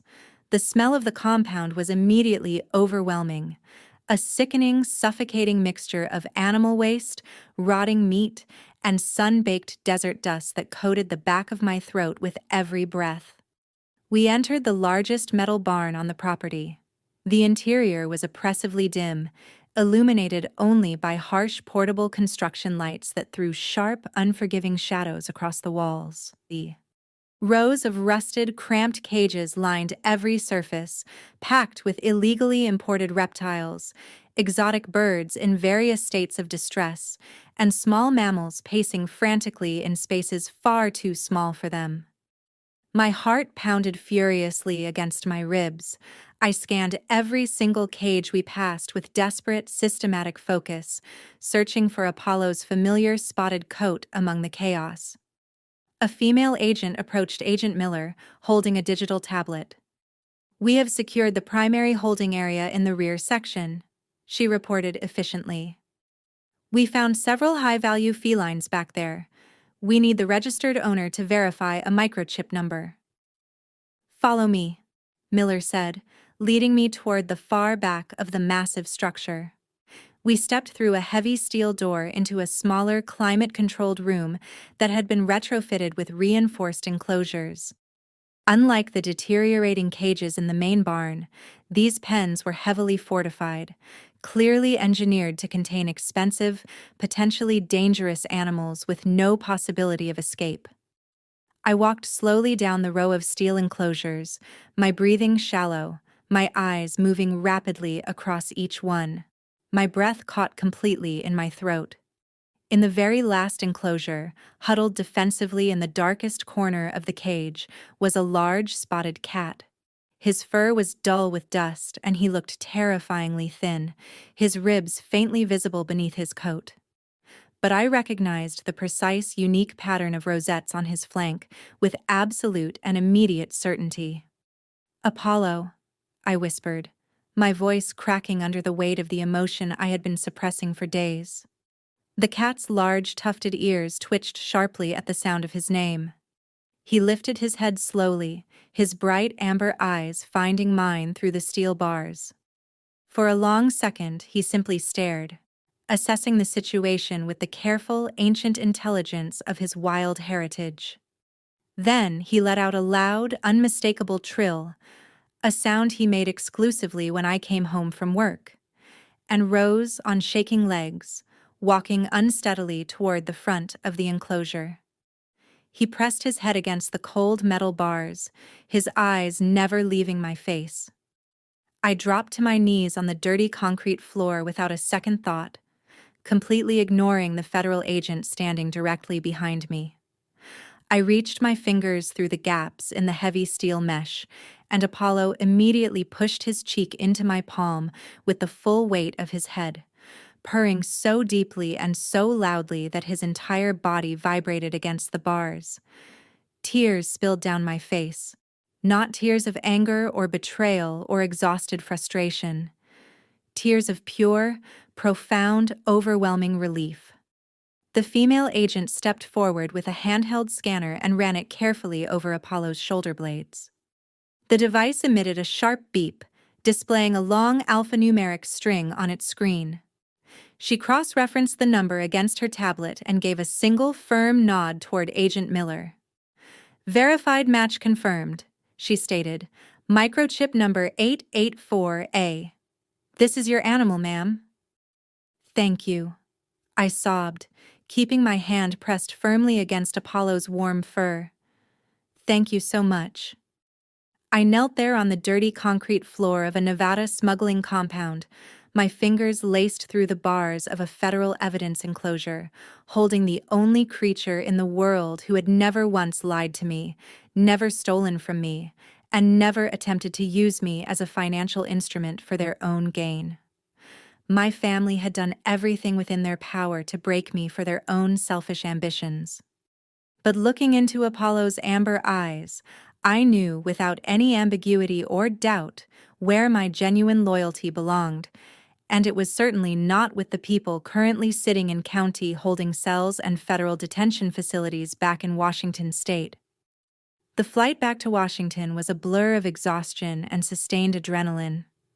I arranged a private pet transport service to ensure Apollo traveled in the cabin with me, safe and comfortable in a spacious, climate-regulated carrier. He slept the entire journey, completely depleted from his ordeal, while I sat wide awake beside him, methodically organizing the final moves I still needed to execute. When the rideshare vehicle finally pulled up to my house late that afternoon, the front lawn still bore the deep, ugly tire channels the federal convoy had carved into the grass. The temporary wooden barricade the locksmith had installed over the shattered front door held firm. I carried Apollo inside, unzipped his carrier, and watched him cautiously step out to explore the living room, sniffing the familiar corners with careful, deliberate movements. The house was completely silent. A quick check of the driveway and the garage confirmed that my parents were gone. They were undoubtedly spending their entire day navigating the county courthouse system, desperately trying to locate a public defender for Britney, and attempting to comprehend the full federal disaster DeAndre had detonated directly on top of their lives. They had left me a perfect, uninterrupted window to reclaim my territory entirely. I did not waste a single second of it.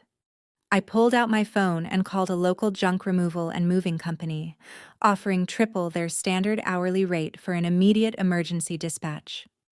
Within 45 minutes, a large box truck backed into my driveway, and 4 large men in thick work gloves stepped out, ready to execute the job efficiently and without questions. I also contacted a premium residential security firm and requested their senior installation technician to come out and completely overhaul every single access point on the property. I led the moving crew upstairs and pointed to the master suite and both guest bedrooms. I handed them several rolls of the cheapest, thinnest black plastic garbage bags I had been able to find in my kitchen pantry. I told them to pack everything that did not belong to me. I watched with cold, absolute satisfaction as they swept Britney's expensive pastel lounge clothes, her influencer ring lights, and her carefully curated makeup palettes into the flimsy bags without ceremony. DeAndre's cheap cologne collection, his cryptocurrency investment magazines, and his gaudy designer sneakers went in right on top of her things.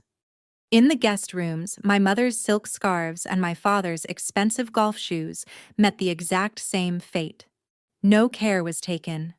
No respect was extended to their personal belongings, precisely mirroring the zero respect they had shown to mine and to the animal they had stolen from me. The crew worked with impressive speed. Bag after bulging bag was hauled down the stairs and dragged across the porch and out to the front lawn. I instructed them to stack everything directly in the center of the ruined grass, piled high over the federal tire tracks. The result looked like a literal mountain of black plastic garbage sitting where a manicured lawn used to be. I paid the men in cash, thanked them genuinely for their efficiency, and watched the truck pull away. The security technician arrived shortly afterward and removed every standard deadbolt on the front door, the back patio access, and the garage entrance, replacing each one with heavy-duty military-grade smart locks, requiring both a biometric fingerprint scan and a complex multi-digit passcode. There were no physical keys that could be copied, hidden under a mat, or stolen from a purse. He installed reinforced steel strike plates on every door frame to prevent any repeat of the battering ram that had started the morning. He also fitted the sliding glass doors with heavy-duty anti-shatter security film. Finally, he mounted high-definition security cameras at every angle of the property and synced the entire integrated system to an application on my phone, giving me the ability to monitor every camera feed and control every door lock from anywhere in the world. My house was now a fortress. I locked the front door, made myself a cup of herbal tea, and settled onto the living room sofa with Apollo immediately climbing into my lap and purring with the contentment of an animal that had come home. I opened the security camera feed on my tablet and waited. The sun was just beginning its descent, casting long amber shadows across the front yard, when my parents' sedan finally turned onto the street. The car pulled into the driveway and came to an abrupt, jarring stop directly in front of the enormous pile of garbage bags. Both front car doors flew open simultaneously.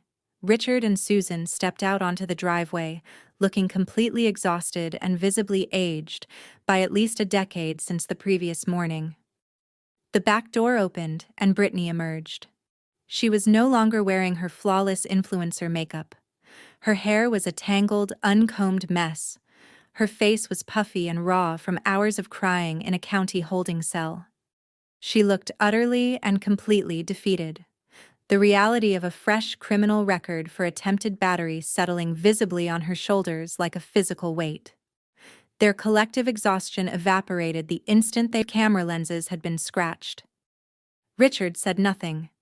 He marched with rigid fury up the concrete porch steps, grabbed the door handle and twisted it with all the force he could muster. The heavy smart lock did not move a single millimeter. He pounded his fist repeatedly against the reinforced door, bellowing my name at the top of his lungs, demanding that I open it immediately and explain exactly what was going on. I did not move from the sofa. I pressed the microphone button on my tablet and connected my voice to the smart doorbell speaker mounted directly beside the front door. My voice projected clearly and coldly across the front yard, freezing all three of them exactly where they stood. "Your 30-day eviction notice technically expires tomorrow at midnight," I announced, watching Richard stumble backward from the speaker in startled surprise. "However, my legal counsel has advised me that since your son-in-law used my registered residential address to facilitate multiple federal felonies, and since my sister was arrested for violent assault committed on my property, I am fully within my legal rights to terminate your residency immediately on the grounds of documented criminal activity. Your belongings are on the lawn. My property is secured. If any one of you steps onto this porch again tonight, I will be calling the police to report criminal trespassing. Have a safe drive." Richard stood frozen on the concrete steps, his fist still suspended in the air from where he had been pounding on the door. His mouth opened and closed silently as he tried to locate some argument, some leverage, some angle he hadn't yet tried. He looked down at the heavy smart lock and appeared to physically process the realization that his lifelong toolkit of bullying, shouting, and emotional pressure was completely useless against cold, indifferent steel. Susan collapsed against the hood of their parked sedan, weeping loudly with heaving shoulders, staring at the mountain of garbage bags and mourning her cashmere collection instead of confronting a single one of her profound failures as a mother. But Britney did not cry. The compounded humiliation of being legally locked out of her sister's house, combined with the shattering stress of her husband's federal arrest and her own recent stint in a county holding cell, pushed her past whatever fragile threshold of rationality she had left. The logical part of her brain simply disengaged. She refused, on some primal and furious level, to accept that she had lost. She let out a guttural, raw scream that echoed the full length of the quiet street. She kicked a garbage bag with her full strength, splitting it wide open and sending her designer shoes and expensive makeup palettes scattering across the dirty concrete. Then she turned and marched deliberately toward the wooden side gate. I tracked her movements on the tablet screen from the warmth of my living room. Apollo was curled beside me on the cushion, his eyes half closed, completely unbothered by the drama unfolding outside.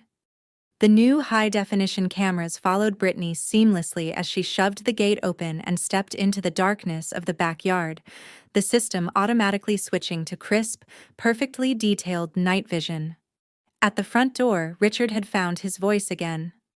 "Rachel, open this door right now," he yelled at the camera mounted above the porch. "You cannot do this to your own family. We have no money. We have absolutely nowhere to go tonight. You have to let us inside so we can figure this out together." I gave his begging no response whatsoever and kept my full attention on the backyard feed. Britney was pacing rapidly across the brick patio. She looked up at the large sliding glass door leading into my kitchen, noticed the glowing keypad of the new smart lock, and realized immediately that her old habit of simply sliding it open was no longer possible. A dark, destructive expression moved across her face. She walked directly to the decorative garden bed running along the patio edge and hefted a substantial landscaping rock from the soil. The 4K resolution of the camera system was genuinely remarkable. It captured every detail of her unraveling state with clinical precision, every vein standing out on her neck, every streak of ruined mascara running down her face, the wild, manic focus in her eyes. Every frame was being backed up in real time to my secure offshore cloud server, creating a flawless and legally unimpeachable digital record. She raised the rock high above her head, her arms straining under its weight, and swung it down viciously against the center panel of the sliding glass door. The impact produced a deafening crack that carried across the backyard. However, the heavy-duty security film the technician had installed earlier that afternoon performed exactly as designed. The glass did not explode inward into dangerous shards. Instead, it held together entirely, though a massive spiderweb of fractures bloomed outward across the full surface of the pane. Britney let out a frustrated animal growl, adjusted her grip on the rock, and raised it above her shoulder to strike the damaged glass a second time. I did not wait to see whether the pane would hold a second blow. I pressed the microphone icon for the backyard camera feed. "That is felony destruction of private property," I said, my voice projecting cleanly and calmly over the patio speaker into the cold night air. Britney froze instantly. The rock hovered just above her shoulder, suspended in place by the shock of hearing my voice coming from everywhere and nowhere simultaneously. Her eyes darted frantically around the dark yard. "Put the rock down right now, Britney," I said, keeping my tone utterly composed. "And listen very carefully to what I am about to tell you. While you were sitting in a county holding cell this morning, and while our parents were on their knees begging a public defender to take your case, I was in front of a family court judge. I showed the judge the official police report documenting your explicit verbal death threat and your subsequent violent lunge at my throat in my own driveway. Based on that documented threat of physical violence and your arrest for attempted battery, the judge immediately granted a permanent emergency restraining order."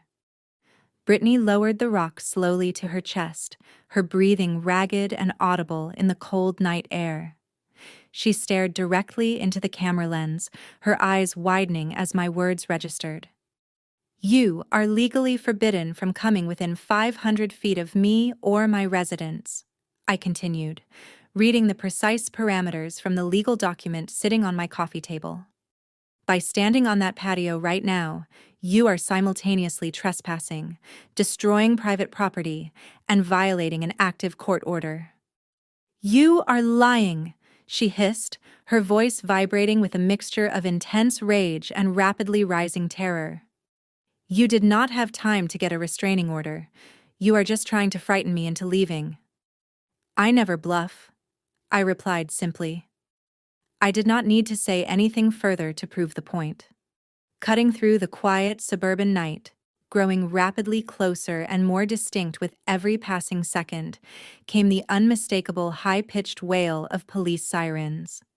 I had triggered a silent panic alarm the precise moment their sedan had first turned into my driveway. Richard heard the sirens from the front yard. He sprinted through the side gate, his face pale and frantic, grabbed Britney forcefully by the arm, and wrenched the landscaping rock out of her hand, dropping it with a loud thud onto the brick patio. "We have to leave right now," he hissed urgently, pulling her hard toward the front yard. "If you get arrested again tonight, they will deny your bail entirely. Move." Britney resisted, her eyes locked with pure, burning hatred on the cracked glass of my back door. But the sirens were now deafeningly close, and the sound finally broke through the wall of her rage. The three of them scrambled frantically back through the side gate, stumbling over the mountain of black garbage bags in the driveway and abandoning every single one of their belongings because they simply did not have the seconds required to load a trunk. They threw themselves into the cramped sedan, and Richard slammed his foot onto the accelerator, the tires screeching loudly against the concrete as they fled their own daughter's property like common criminals escaping a crime scene. I watched through the front camera feed as two patrol cruisers rounded the corner just seconds after the sedan disappeared, their red and blue lights flashing silently across the neighborhood. The officers stepped out and swept their heavy flashlights over the scattered garbage bags and the visibly cracked sliding glass door visible from the side of the house. I spoke to them calmly through the outdoor speaker, explained that the trespassers had already vacated the premises, and remotely unlocked the side gate to allow them to inspect the patio damage. I emailed them the complete high-definition video footage of Britney's attack on the glass directly from my tablet. They filed their report and departed, assuring me that if my sister presented herself anywhere within the legally specified distance of the property, she would be returning to a concrete cell without the possibility of bail. I turned off the porch lights, locked the tablet, and went upstairs to sleep. For the first time in months, the house was genuinely, completely quiet. No DeAndre yelling at a video game, no parents bickering over the thermostat, no children running down the hall at midnight. Just the soft, rhythmic purr of Apollo curled against my feet as I fell into the deepest sleep I had experienced in nearly half a year. While I slept in perfect peace, my family was experiencing an entirely different reality. They had managed to pool together enough loose cash to rent a single room at a rundown motel positioned directly beside a loud stretch of interstate highway.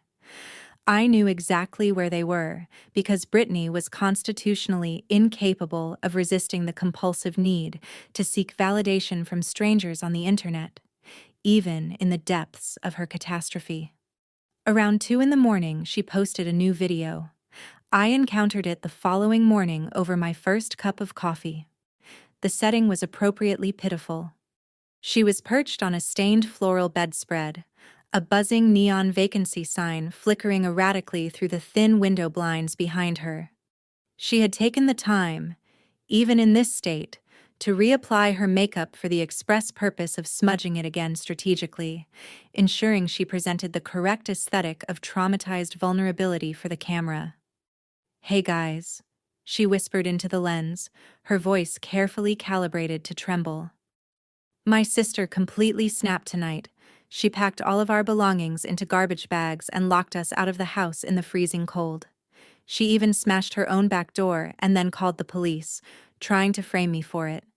We are hiding in this terrifying motel right now because we have nowhere else to go. She is trying to destroy my entire family. Please, keep sharing our story. We need your support now more than ever." She was fully expecting the identical massive wave of unquestioning sympathy that had carried her original video to 2 million views. She expected her loyal followers to mobilize once again, to flood my employer with demands, to bombard me with threats. She had severely and fatally underestimated both the speed and the long memory of the internet. Exactly 1 hour before Britney uploaded her tearful motel video, the local news station had aired its primetime morning broadcast. It had been a slow news week in our area, which elevated the story of a dramatic federal raid on a quiet suburban street to their lead headline. The anchor looked into the camera and announced that a local man had been placed under federal arrest by both the FBI and the United States Fish and Wildlife Service. The screen cut immediately to a high-resolution photograph of DeAndre's federal mugshot. He looked terrified, his eyes wide, the trademark arrogant smirk he had worn like armor entirely erased. The anchor read the official press release detailing how he was the central suspect in an interstate exotic animal smuggling operation, how he had stolen an $18,000 microchipped F1 Savannah cat from a family member and sold it to a dark web trafficker in Nevada. The broadcast even included cell phone footage captured by a neighbor showing armored vehicles tearing through my front lawn and federal agents carrying DeAndre's glowing gaming computer out as seized criminal evidence. It took the internet exactly 15 minutes to make every connection. Someone recognized the exterior of my house from the news broadcast and matched it precisely to the background of Britney's original viral crying video. Someone else dug into the publicly accessible county arrest records and posted documentation confirming that Britney herself had been arrested for attempted battery just hours before checking into that cheap motel. The narrative shifted with violent, unstoppable momentum. I sat at my kitchen island and watched the total and irreversible demolition of her digital empire unfold in real time. People began stitching her motel video with the news broadcast of DeAndre's mugshot, the two pieces of content playing side by side in a format that made the full picture undeniable. The comment section beneath her post, which had previously been an outpouring of prayers, support, and righteous fury directed at me, transformed within the hour into a wall of disgust. "You are married to an animal abuser and a federal wildlife smuggler," one top comment read, accumulating tens of thousands of likes within minutes. "You let him steal your own sister's registered cat to buy iPhones for your kids, and now you are sitting in a motel performing grief for the camera. Enjoy federal court." Another user wrote with precise accuracy, "Your sister did not smash the door. You literally got arrested for assault yesterday.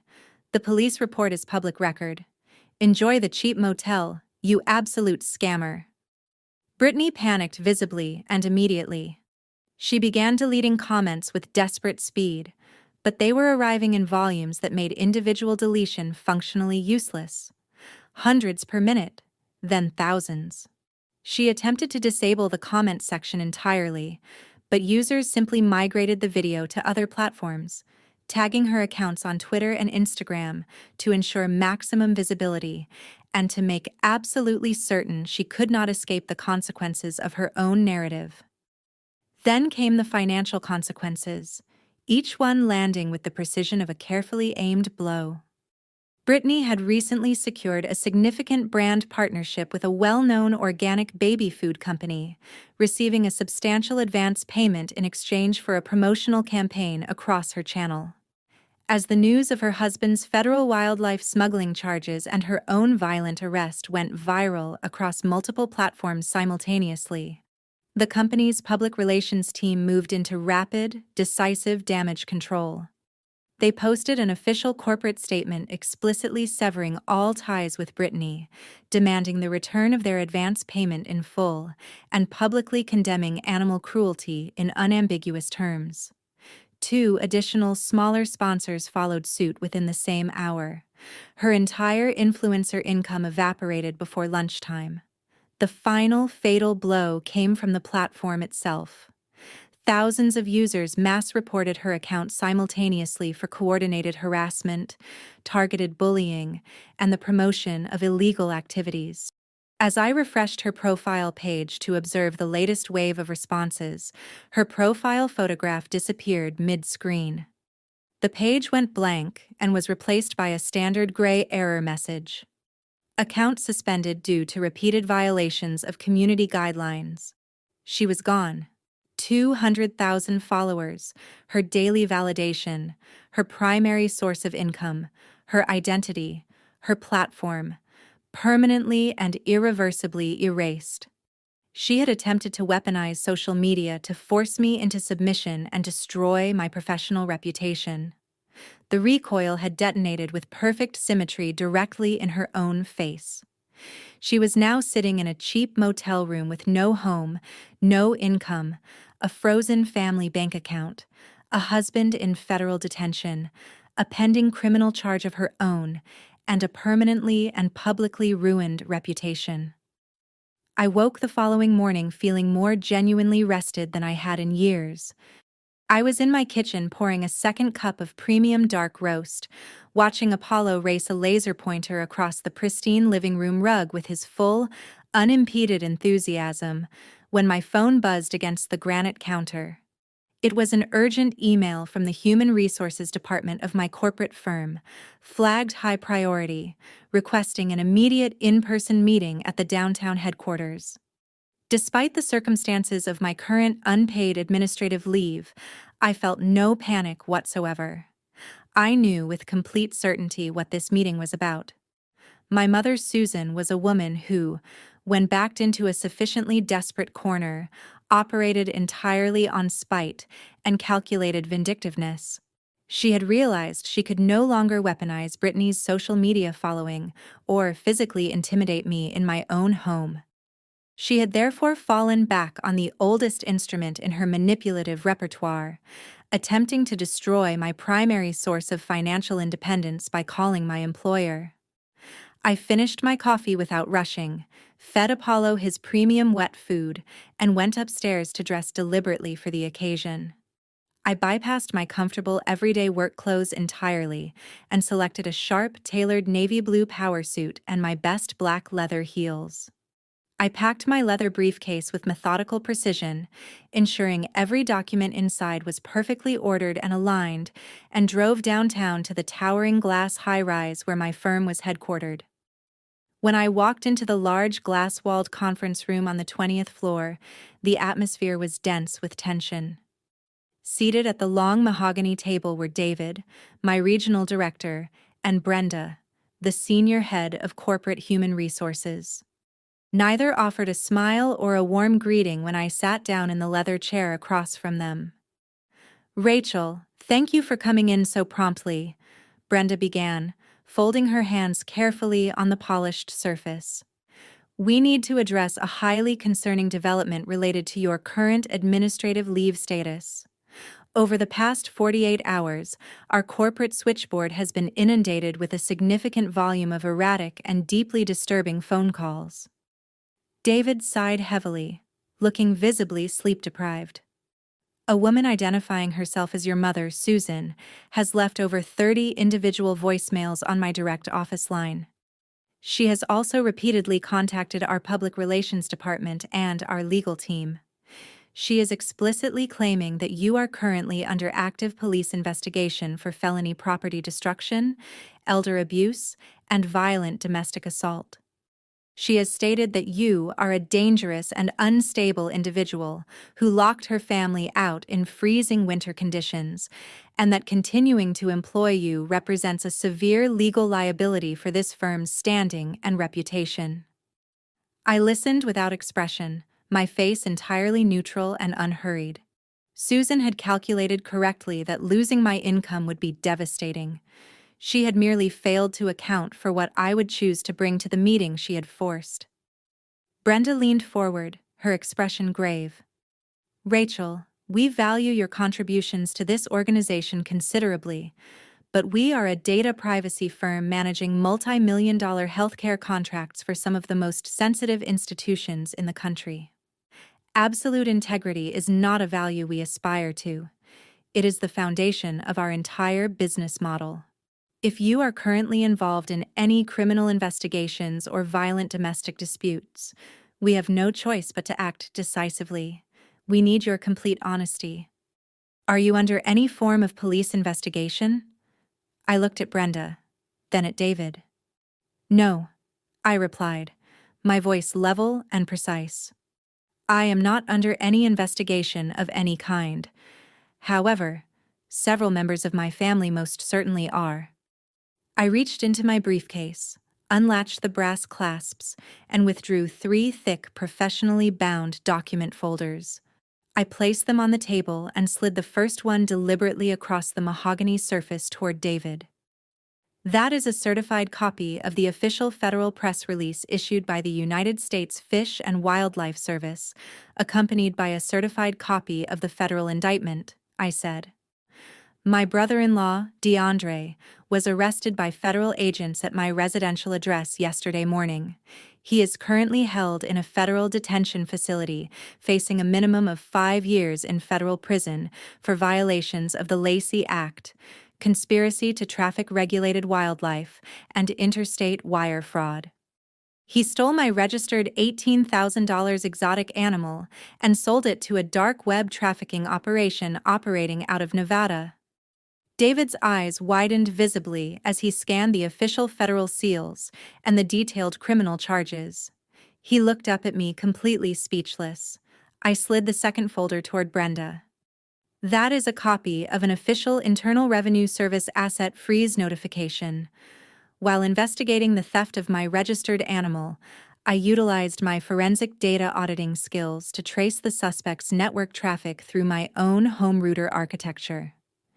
In the course of that investigation, I discovered he was using my father's social security number to conceal hundreds of thousands of dollars in undeclared cryptocurrency gains from the federal government.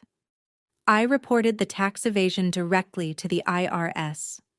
My parents are currently financially insolvent and the subjects of an active federal tax investigation. Brenda picked up the folder, her hands trembling slightly as she processed the volume and specificity of the legal documentation in front of her. I placed the third folder precisely in the center of the table. And that is a certified copy of the permanent emergency restraining order granted to me by a family court judge last evening, I said, tapping it lightly. It is accompanied by the official local police report confirming that my sister Britney was arrested yesterday for attempted battery and making terroristic threats against me on my own property. My mother is calling your office making criminal accusations against me because I legally evicted her family after they committed multiple federal felonies inside my home. They are frightened, desperate, financially ruined, and entirely without legal standing. That is the complete factual picture. The silence in the conference room was absolute. The tension that had filled the air when I walked in had dissolved entirely, replaced by something closer to stunned, unblinking awe. Neither David nor Brenda attempted to formulate a sentence. They sat looking at the mountain of undeniable, certified legal documentation arranged between us on the mahogany table. The heavy oak door to the conference room opened. Our chief executive officer, an older, measured man named Mr. Campbell, who rarely involved himself in matters below the senior director level, walked into the room. He had been listening to the meeting through the open intercom connection to his adjacent corner office. He walked directly to the table without acknowledging the empty chairs and looked at me. "Rachel," Mr. Campbell said, his voice carrying unmistakable, genuine respect. "You tracked an encrypted dark web wildlife trafficking operation and simultaneously uncovered a large-scale federal tax fraud scheme using nothing more than your home internet router logs and your own professional expertise." "Yes, sir," I replied simply, holding his gaze. The CEO shook his head slowly, a genuine smile spreading across his face for the first time.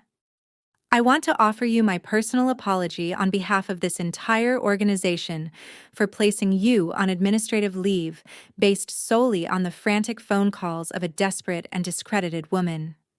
Your suspension is lifted effective immediately. You will receive full back pay for every day of missed work, along with a formal written apology filed permanently in your employee record." "Thank you, sir," I said, maintaining my composure entirely. He was not finished. He leaned over the table, examining the federal indictment documents I had provided with visible interest. "Furthermore, we are currently in active expansion of our corporate cybersecurity division. We have an urgent need for someone with the documented ability to track concealed financial assets and secure complex digital networks with the precise, relentless efficiency you have just demonstrated in this room. Effective Monday morning, you are being promoted to Senior Director of Forensic Auditing. The position includes a substantial salary increase and your own dedicated team." I walked out of that corporate high-rise feeling entirely and genuinely invincible. Susan had aimed her final, most carefully considered bullet directly at my livelihood. All she had managed to do was hand me exactly the ammunition I needed to demonstrate my capabilities to the highest levels of my organization. My career was now completely bulletproof. but the legal consequences surrounding my family had only just begun to fully materialize. Exactly 3 days after my meeting with the executive team, Friday morning arrived, the scheduled date for DeAndre's initial federal arraignment and bail hearing. I requested the morning off from my newly elevated position, dressed in a sharp charcoal gray suit, and drove downtown to the United States District Courthouse in Seattle. I was not going to offer support or comfort. I was going to ensure that the ledger was finally, permanently, and irrevocably balanced. The federal courthouse was an imposing structure of cold white marble and floor-to-ceiling glass. I passed through the rigorous security checkpoint, presented my identification, and slipped quietly into the last row of the designated courtroom, positioning myself partially behind a thick wooden pillar. 10 minutes later, the heavy double doors at the back of the courtroom swung open, and Richard, Susan, and Britney walked down the center aisle. I almost did not recognize them. The physical toll of the preceding days was staggering and immediately visible. My father, who had always maintained immaculate tailored suits and the upright posture of a man who considered himself above reproach, looked utterly broken. He was wearing a wrinkled dress shirt that had clearly not seen an iron in days, his shoulders curved inward as though gravity had finally collected on a long outstanding debt. Susan walked beside him with a hollow, vacant stare that had replaced the sharp, calculating expression she had worn her entire life. Her expensive salon blowout was gone, her hair pulled back into a messy, uneven clip. But Britney looked the worst of all. The former glamorous mommy vlogger, the woman who had once filmed a flawlessly lit, emotionally devastating TikTok in my hallway, with real tears on command, was practically vibrating with a raw, exposed paranoia that she had no makeup left to conceal. She kept glancing over her shoulder, her eyes darting restlessly around the room with the frantic, hunted energy of someone who expected consequences to materialize at any moment from any direction. She was wearing cheap sweatpants and an enormous oversized hoodie, desperately attempting to render herself invisible after her spectacular and very public digital collapse.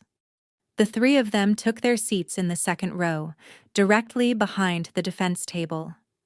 Not one of them noticed me sitting silently in the shadows of the back row. The heavy wooden door beside the judge's bench opened. The bailiff instructed the gallery to rise. The federal judge took his seat. A stern, silver-haired man who radiated the precise energy of someone who had spent decades presiding over people who believed the rules did not apply to them and had been proven wrong every single time. A moment later, a side door opened and two armed United States Marshals escorted DeAndre into the courtroom. The sight of him was genuinely jarring.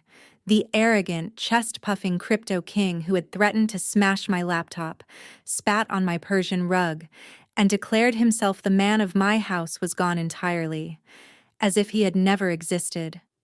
In his place stood a diminished, frightened man in an oversized bright orange federal jumpsuit. His wrists were secured in heavy steel handcuffs attached to a thick belly chain, and his ankles were bound in shackles. The metallic clinking of his restraints echoed loudly and rhythmically through the silent courtroom with each short, shuffling step he managed. He looked incredibly small, terrifyingly pale, and utterly, irrevocably defeated. He did not glance back at his wife or his in-laws as the marshals guided him to the defense table. He stared only at the floor. The proceedings began without delay. The judge read the formal federal charges aloud. Violation of the Lacey Act, conspiracy to traffic regulated wildlife, and multiple counts of interstate wire fraud. DeAndre entered a barely audible plea of not guilty. His court-appointed public defender immediately rose to argue for bail, presenting DeAndre as a dedicated family man with 3 young children, a longtime Washington state resident, and a first-time federal offender who posed no flight risk whatsoever. I watched the back of my father's head. Richard leaned forward, gripping the edge of the wooden pew with both hands, his knuckles white, desperately hoping the judge would name a figure he could somehow beg or borrow from a distant relative. Then the lead federal prosecutor rose, approached the podium, and the entire atmosphere of the courtroom shifted. "Your Honor, the government fiercely and unequivocally opposes bail in any amount," the prosecutor stated, his voice ringing with absolute controlled authority. The defendant is not merely a severe flight risk with access to untraceable cryptocurrency networks. He has also demonstrated a complete and premeditated willingness to manipulate, defraud, and actively destroy the lives of his own family members in order to protect and advance his criminal enterprise. The prosecutor paused, shuffling a thick stack of documents on the podium. He looked directly at the judge.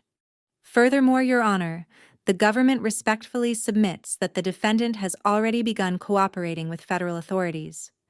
During his initial interrogation yesterday afternoon, the defendant explicitly offered to turn state's evidence in exchange for a significant reduction of his impending sentence." A sharp, collective intake of breath swept through the gallery. Britney sat bolt upright, her hands clutching the wooden pew in front of her, as though the bench were the only solid thing left in her world. "In exchange for leniency," the prosecutor continued, his tone utterly smooth and unhurried, "the defendant provided a sworn affidavit and digital login credentials directly and explicitly implicating his father-in-law, Richard, in a massive tax evasion and identity fraud scheme. The defendant claims that Richard personally authorized the use of his Social Security number to bypass federal banking regulations, and that Richard actively received a 30% cut of all illegal cryptocurrency profits generated through that arrangement. We have submitted the signed confession to the Internal Revenue Service for immediate criminal prosecution." Richard let out a strangled, breathless gasp. He grabbed his chest with both hands, his face shifting rapidly through several alarming shades before settling on a deep, suffocating purple. Susan shrieked out loud, a raw, undignified sound that cut through the formal silence of the federal courtroom with zero regard for decorum. But the prosecutor was not finished. He turned a page in his file and looked toward the gallery with the measured, merciless precision of a man who had saved his most devastating material for last. The defendant also provided fully decrypted chat logs recovered from a secure auto-delete messaging application. These logs definitively and irrefutably prove that his wife, Britney, was entirely aware of the exotic animal smuggling operation from its earliest stages. She actively researched dark web transport logistics, specifically sought out underground exotic pet buyers operating in the Nevada desert, and explicitly coordinated the rapid purchase of expensive consumer electronics as a mechanism to launder the illicit cash proceeds on the day of the theft itself. The government is currently preparing secondary federal arrest warrants on charges of criminal conspiracy and money laundering. The courtroom exploded into complete chaos. DeAndre had reached the cold, rational conclusion that he was sinking, and rather than go down alone, he had attached a concrete block to the ankles of his wife and his enabling father-in-law and dragged them into the water alongside him. "You lying coward!" Britney screamed at the top of her lungs, launching herself forward from the gallery bench toward the defense table. "He forced me to do everything. He is a liar and a manipulator. You cannot believe a single word out of his mouth." Richard leaped to his feet beside her, his face twisted into a mask of furious, disbelieving rage, his finger pointing at DeAndre with a trembling, accusatory arm. "I never took a single dime of that money," he bellowed. "You stole my identity, you absolute parasite. I will destroy you." The judge hammered his gavel against the bench with aggressive force, his voice booming across the courtroom demanding order. The bailiff rushed forward, commanding everyone to sit down immediately. But the fragile alliance that had held my family together through weeks of coordinated deception and mutual self-interest disintegrated in real time. They turned on each other instantly, snarling, shouting, casting vicious blame with the panicked desperation of cornered animals fighting over the last scrap of survival. Susan screamed at DeAndre. Britney screamed at Susan for failing to secure bail money. Richard screamed at the prosecutor. The gallery watched in stunned, riveted disbelief. As the chaotic screaming reached its fever pitch, two heavily armed federal marshals stepped swiftly from their positions along the courtroom wall and moved directly into the gallery aisle. They did not approach the defense table to further secure DeAndre. They walked straight up the steps and stopped at the exact row where my family was sitting. "Sir, ma'am," the taller marshal said, his voice cutting through the hysterical noise with clean, practiced authority. He placed a heavy hand firmly on Richard's trembling shoulder while his partner stepped squarely in front of Britney. "We need both of you to step out into the hallway immediately. Federal investigators have some very serious questions regarding these newly submitted sworn affidavits." I watched from the darkness of the back row as the two marshals escorted Richard and Britney out of the wooden pews and down the center aisle of the courtroom. The humiliation was palpable and complete. The gallery whispered and turned to watch, fully aware that they were witnessing the real-time, irreversible collapse of a criminal conspiracy.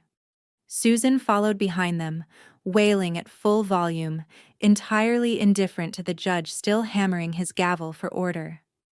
I remained seated, invisible, watching the beautiful, inevitable consequences of their own choices continue to unfold with the quiet satisfaction of someone reviewing a perfectly executed audit.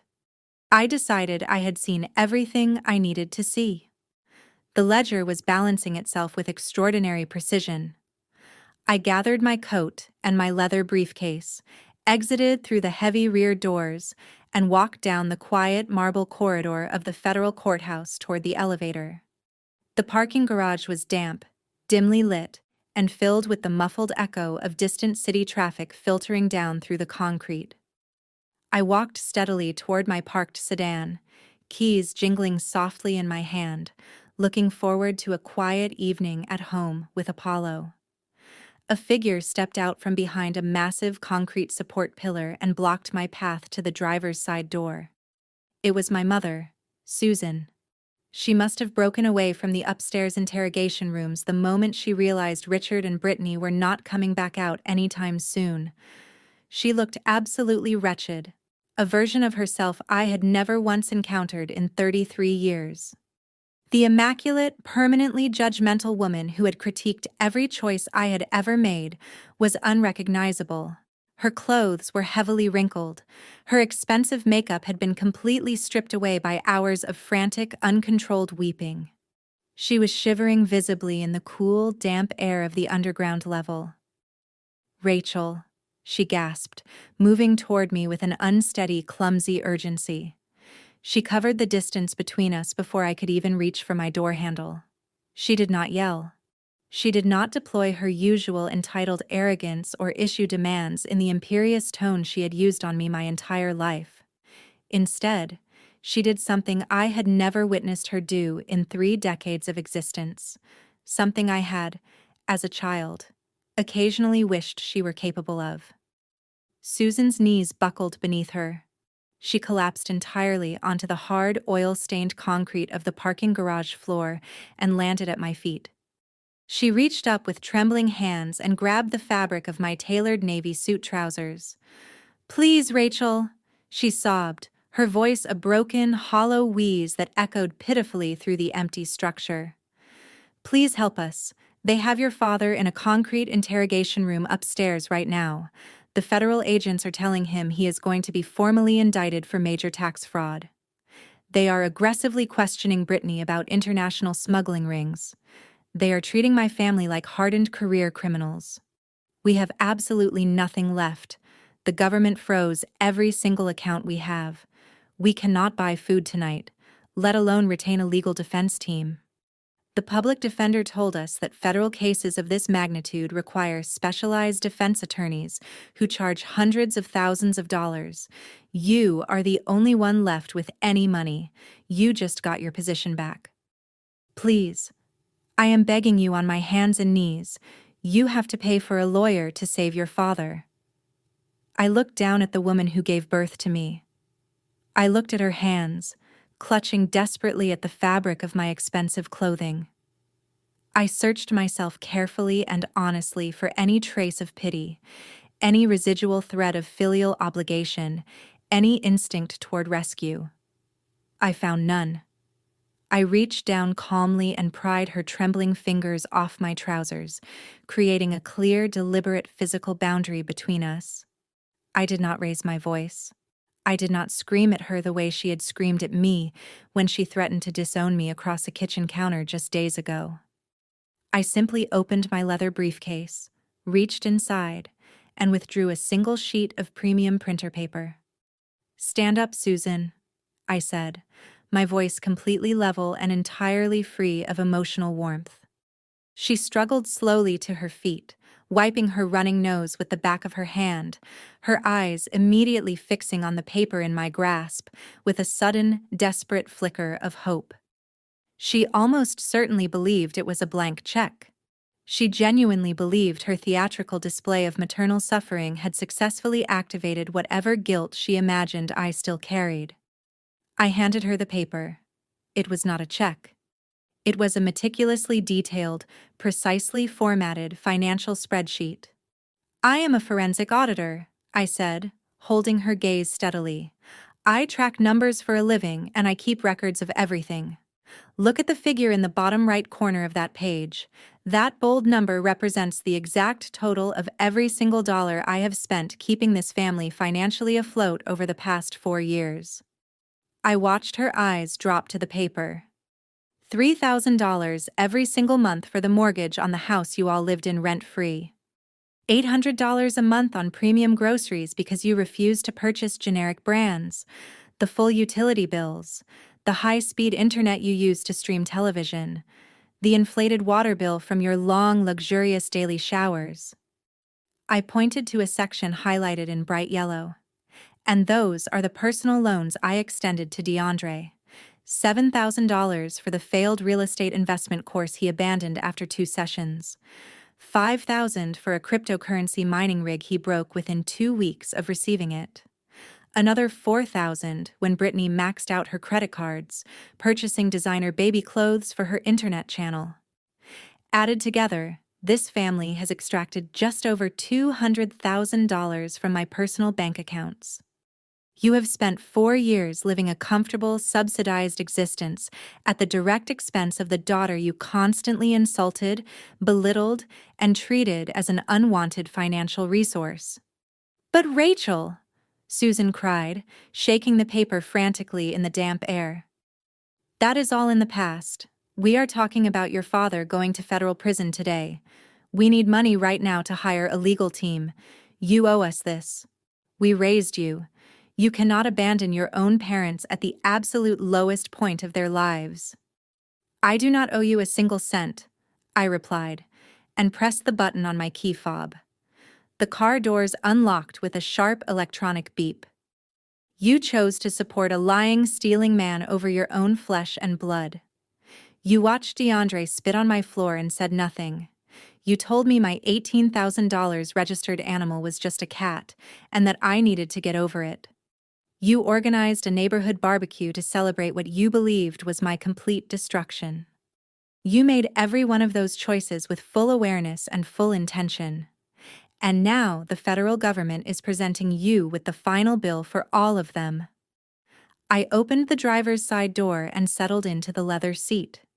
Susan stepped forward immediately, her face twisting with a raw, escalating panic as the reality crystallized that I was genuinely, completely going to drive away and leave her standing in this cold, dim concrete garage. "How are we supposed to hire a lawyer?" she wailed, fresh tears streaming. "How are we supposed to survive any of this?" I started the engine. The powerful, steady hum of the motor filled the space between us. I rolled down the window just far enough to deliver my final observation.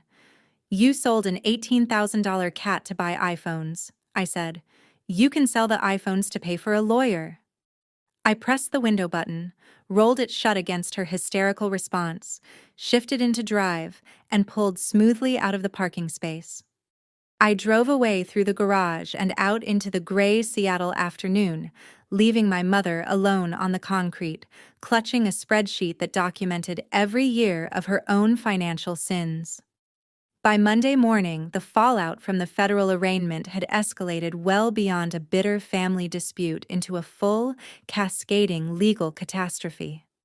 Britney, having spent the entire weekend huddled in a cheap roadside motel room with our terrified and increasingly hostile parents, had finally allowed the approaching reality of secondary federal arrest warrants to penetrate the wall of denial she had built around herself.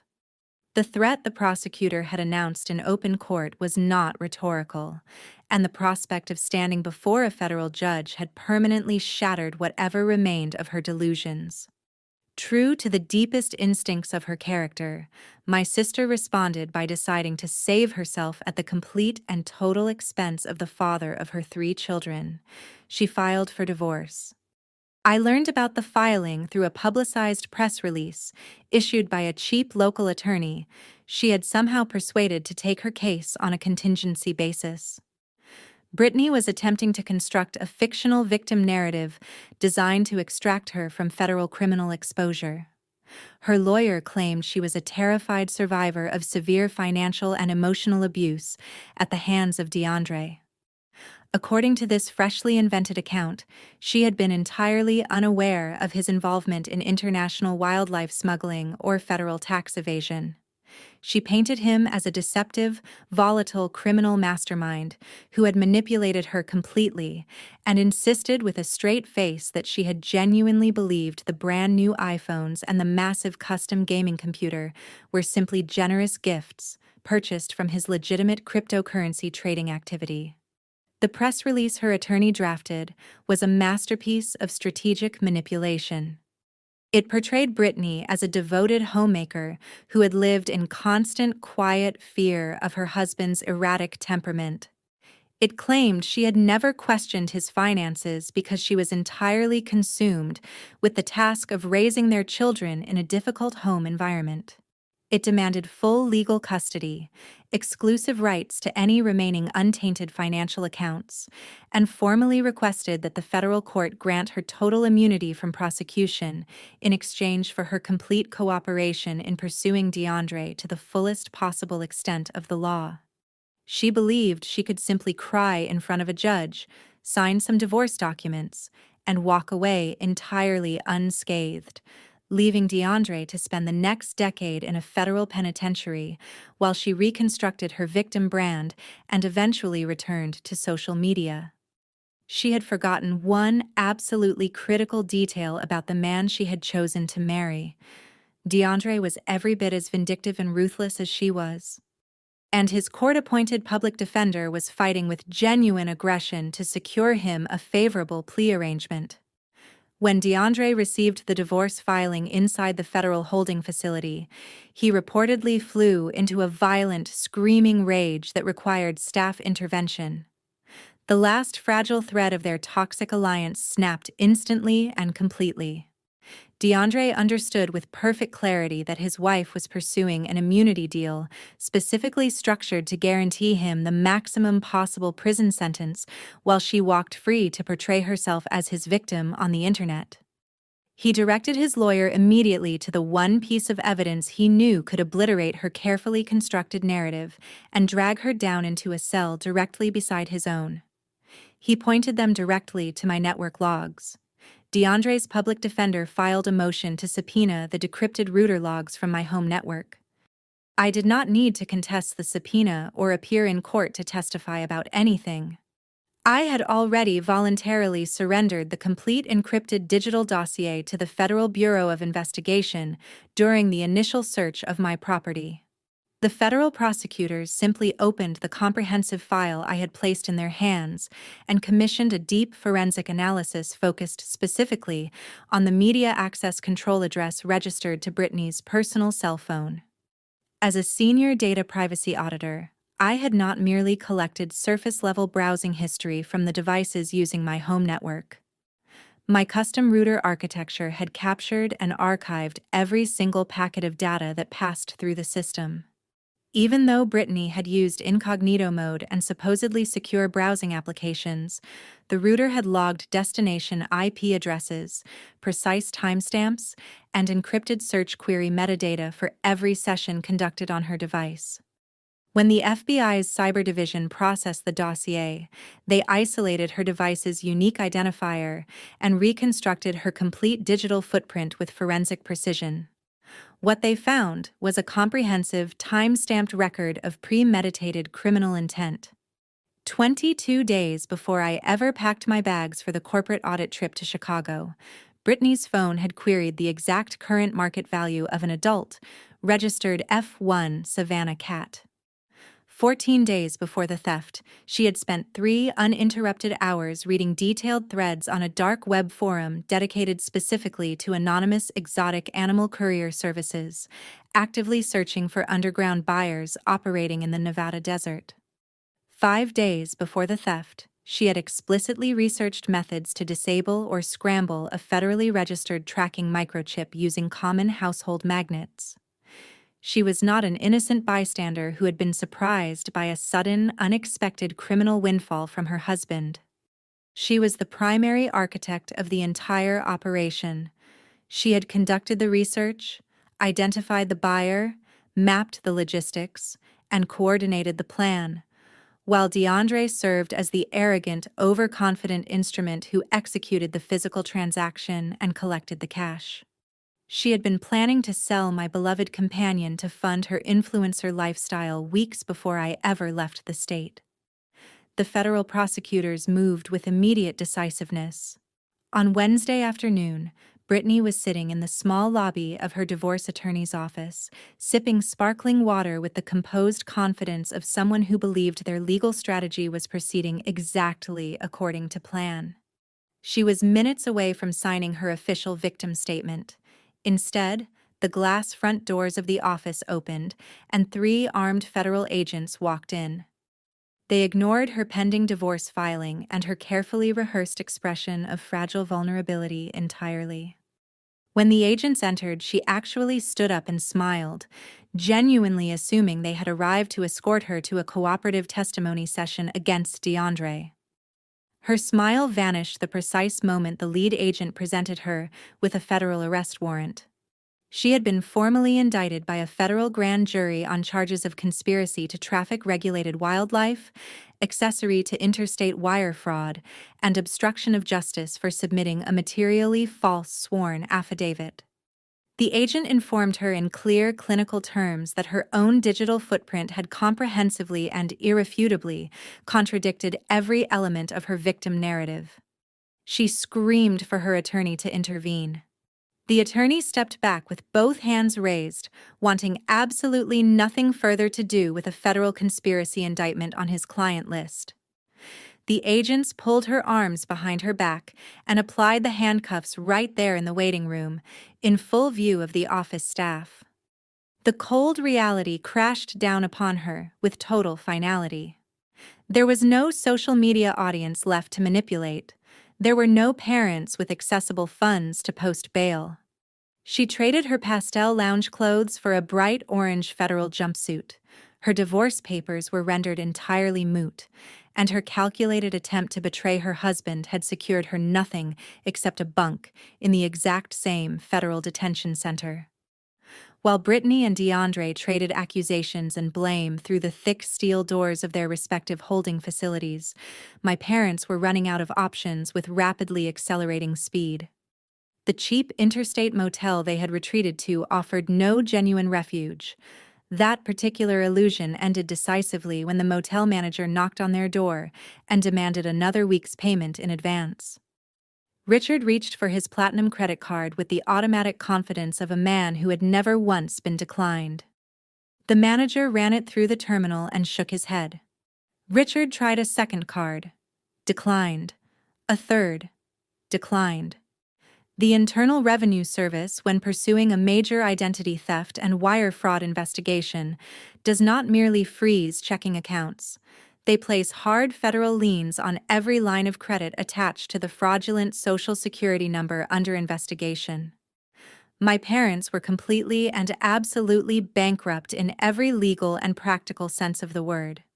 To avoid spending a night on a public park bench, Richard was forced to swallow the last remaining fragment of his pride and drive his beloved luxury sedan to a shady, independent used car dealership on the edge of the city. He handed over the keys to the vehicle he had always cared for more carefully than he had ever cared for me, and walked away with a modest stack of physical cash, a fraction of the car's actual Kelly Blue Book value. They used those diminished funds to purchase a dilapidated, rust-streaked, single-wide mobile home in a notoriously rough trailer park 2 towns away. The transition from my pristine, temperature-controlled suburban house to a cramped, drafty tin structure on a gravel lot was a brutal and immediate shock to their deeply conditioned sense of entitlement. The trailer park was a grim, dispiriting landscape of overgrown weeds, feral cats, and the relentless mechanical hum of nearby freight train tracks. The roof of their new home leaked aggressively whenever it rained, forcing them to distribute cheap plastic buckets across the already cramped interior. The yellow linoleum flooring was peeling heavily at every corner and seam. The entire structure carried the permanent smell of stale cigarette smoke and accumulated despair. For Susan, a woman who had spent decades judging neighbors harshly for minor aesthetic infractions, like the wrong shade of white paint on their window shutters, inhabiting this metal box was a humiliation she had no vocabulary to fully process. But Susan was not a woman capable of genuine self-reflection, even in the presence of total ruin. She was fundamentally and constitutionally unable to examine her own role in the catastrophe that had consumed her life. Sitting at the wobbly Formica kitchen table in her new home, surrounded by the evidence of everything she had lost, she arrived at the same conclusion she always did. This situation was entirely my fault, and the appropriate response was to apply sufficient social pressure until I submitted. She dug through the black plastic garbage bags of salvaged belongings until she found her old leather-bound address book. She formulated what she believed was a brilliant strategic plan, a massive family intervention, orchestrated by telephone, in which she would contact every aunt, uncle, and distant cousin in the extended family network, play the role of abandoned elderly mother with maximum theatrical conviction, and weaponize collective family guilt to force me into rescuing them financially and withdrawing the eviction entirely. She picked up her phone and dialed the first name on her list. Uncle Greg, the same man who had loudly and publicly humiliated me at the backyard barbecue just 1 week prior, who had called me an embarrassment to the entire family in front of a yard full of relatives. She waited with the focused, predatory patience of someone entirely certain of how the conversation would unfold. The line rang 3 times before he answered. "Greg, thank God you picked up," Susan cried into the phone, injecting her voice with carefully calibrated trembling. "You have to help us. Rachel has completely lost her mind. She locked us out of the house, and now Richard and I are living in absolute squalor in a dangerous trailer park. You need to go to her directly and tell her she has to pay for legal representation for Britney and DeAndre before they go to federal prison and destroy this family forever." The pause that followed was long, heavy, and ominous. Uncle Greg did not offer his characteristic loud, aggressive support. He did not immediately agree to drive to my office and apply pressure on her behalf. He did not play the role she had scripted for him. Instead, he let out a cold, slow, disgusted exhale. "Do not ever call this number again, Susan," he said. His voice was not raised. It did not need to be. The contempt in it was absolute and unmistakable. Susan froze. The manufactured tears evaporated instantly. "What are you talking about?"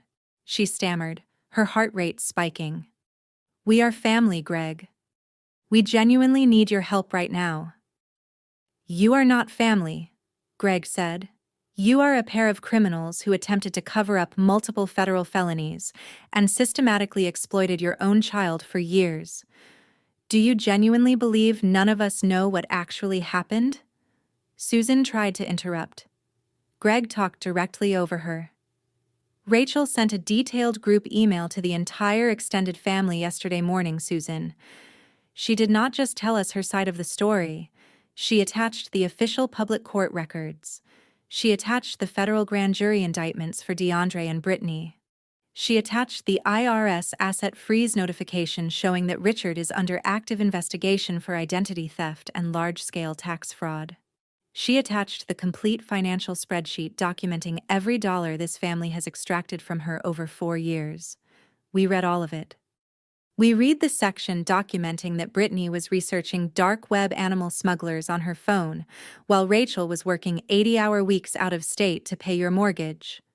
We read the part where your son-in-law sold her $18,000 registered pet for cash to fund a gaming computer.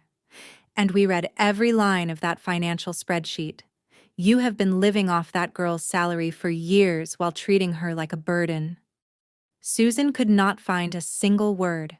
Her entire carefully maintained fiction was crumbling in real time, dismantled not by legal documents, but by the simple, devastating exposure of documented truth shared with people she had counted on to remain willfully ignorant. You lied directly to my face at that barbecue, Greg continued, his voice gaining hard momentum.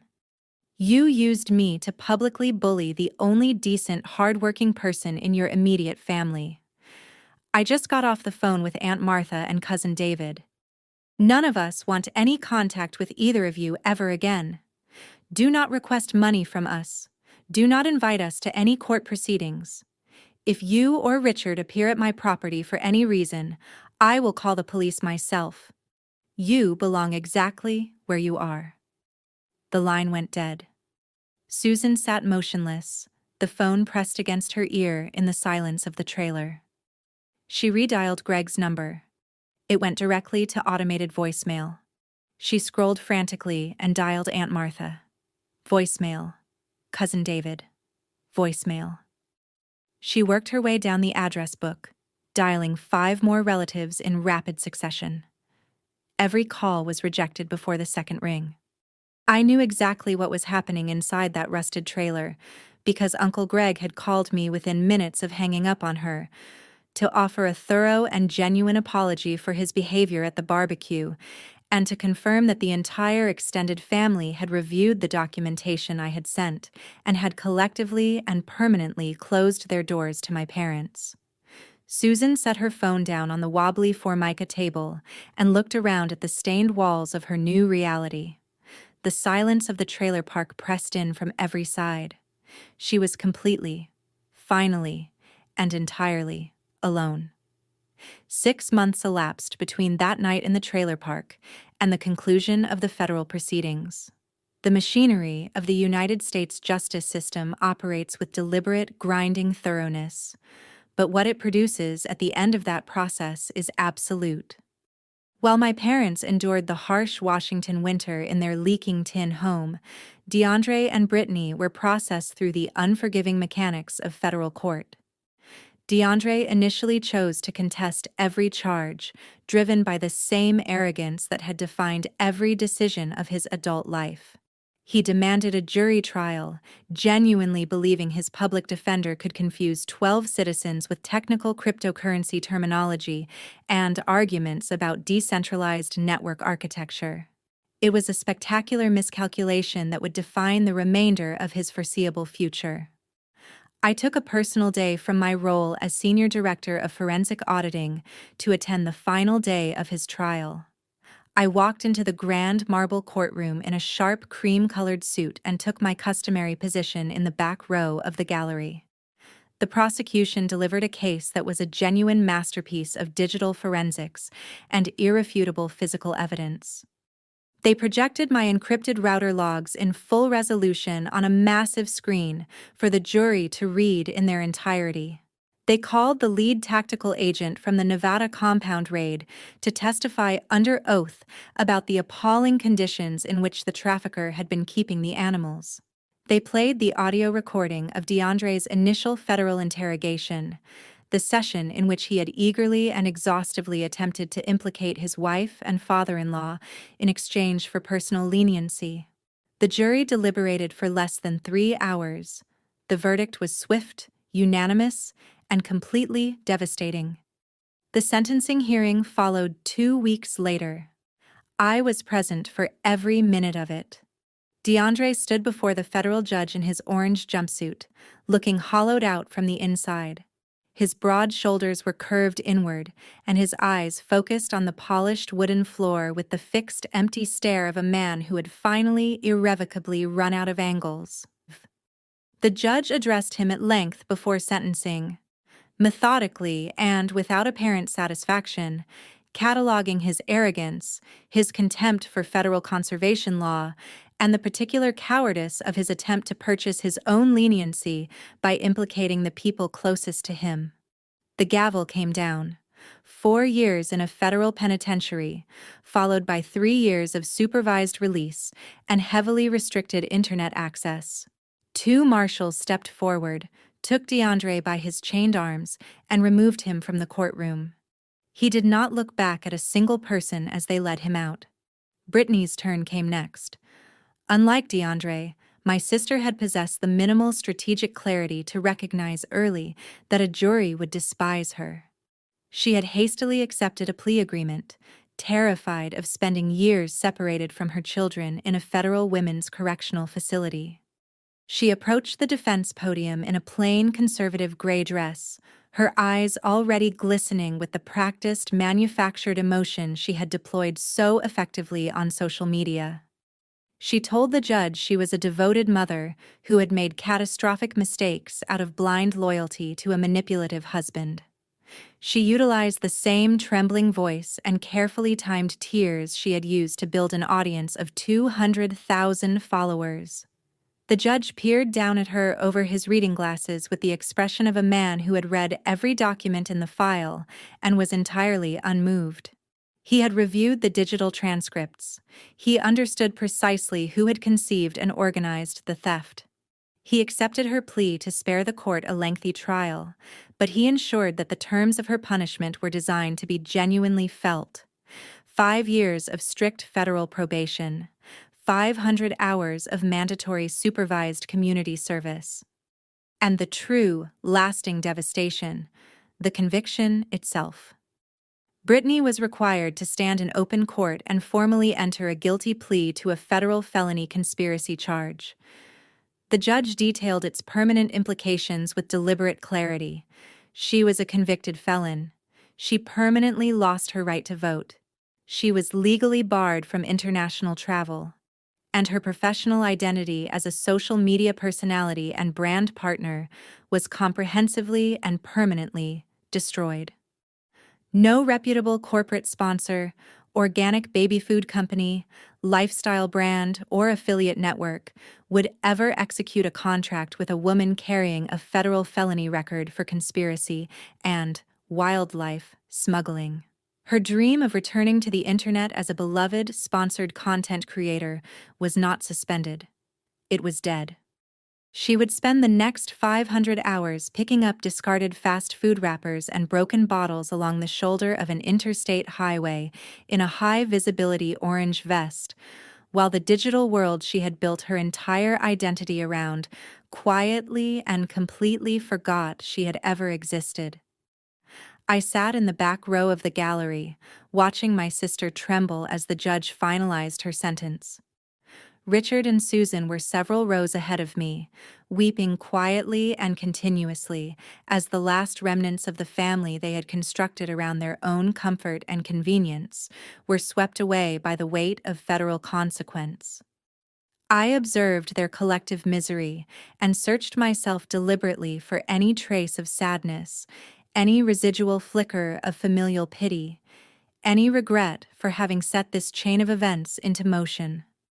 I found nothing of the kind. There was no grief in me. There was no triumphant cruelty either. no manic satisfaction at watching people suffer. What I felt was something altogether quieter and more precise. The profound, clean satisfaction of a perfectly balanced ledger. They had attempted to extract my resources, appropriate my property, and dismantle my professional reputation to subsidize their own greed and entitlement. They had staked their entire strategy on the assumption that I was a weak, hysterical woman who would absorb the abuse and eventually submit. They had been wrong about that assumption in every possible way. The court was adjourned. The gallery began to clear. I stood up, smoothed the invisible wrinkles from my cream-colored skirt, and picked up my leather briefcase. I walked down the center aisle, passing directly behind the bench where my parents and sisters sat in their shared wreckage. They did not notice me. They were entirely consumed by the immense weight of their own consequences, too broken, too depleted, too lost in their own private devastation to register the quiet woman walking past them for the last time. I pushed open the heavy oak doors of the courtroom and stepped out into the bright, sunlit marble corridor. I did not look back. I walked out of the federal courthouse with my head high, leaving them behind in the dark, and stepped forward with complete confidence into the rest of my life. The crisp Seattle morning air hit my face the moment I crossed the courthouse threshold. It smelled like rain and pine, sharp, clean, and entirely refreshing after the stale, pressurized atmosphere of the federal courtroom. I walked down the concrete steps toward my car, feeling lighter than I had in years. The heavy, suffocating anchor of my toxic family had been cleanly and permanently severed by the precise blade of the justice system, and I could feel its absence in my body like the relief of setting down an enormous weight you had been carrying for so long you had forgotten what it felt like to stand upright. I drove home. Apollo was waiting at the front window, a habit he had maintained since we were reunited in Nevada, positioning himself at the exact angle where he could monitor the driveway and see me the moment I arrived. I slipped back into my life with the ease and intention of someone who had finally, completely reclaimed it. For exactly 3 weeks, my existence was a picture of absolute, undisturbed tranquility. I excelled in my new corporate director role, managing my cybersecurity team with focused efficiency and genuine satisfaction. I drank good wine on my patio in the evenings and slept 8 uninterrupted hours every single night, without a gaming console pulsing through the walls or the sound of adult arguments filtering through the floorboards. The silence of the house was not emptiness, it was luxury. But toxic people operate with the persistent, adaptive biology of mold. If you do not eliminate the source entirely, they will always locate a crack, eventually. The final attempt arrived on a rainy Tuesday afternoon. I was collecting the mail from the brass box mounted beside my front door, sorting through crisp corporate envelopes and premium catalogs, when my fingers encountered a cheap, flimsy white envelope that felt immediately out of place. It was heavily creased, as though it had been folded and refolded in a damp coat pocket for several days. There was no return address. I did not need one.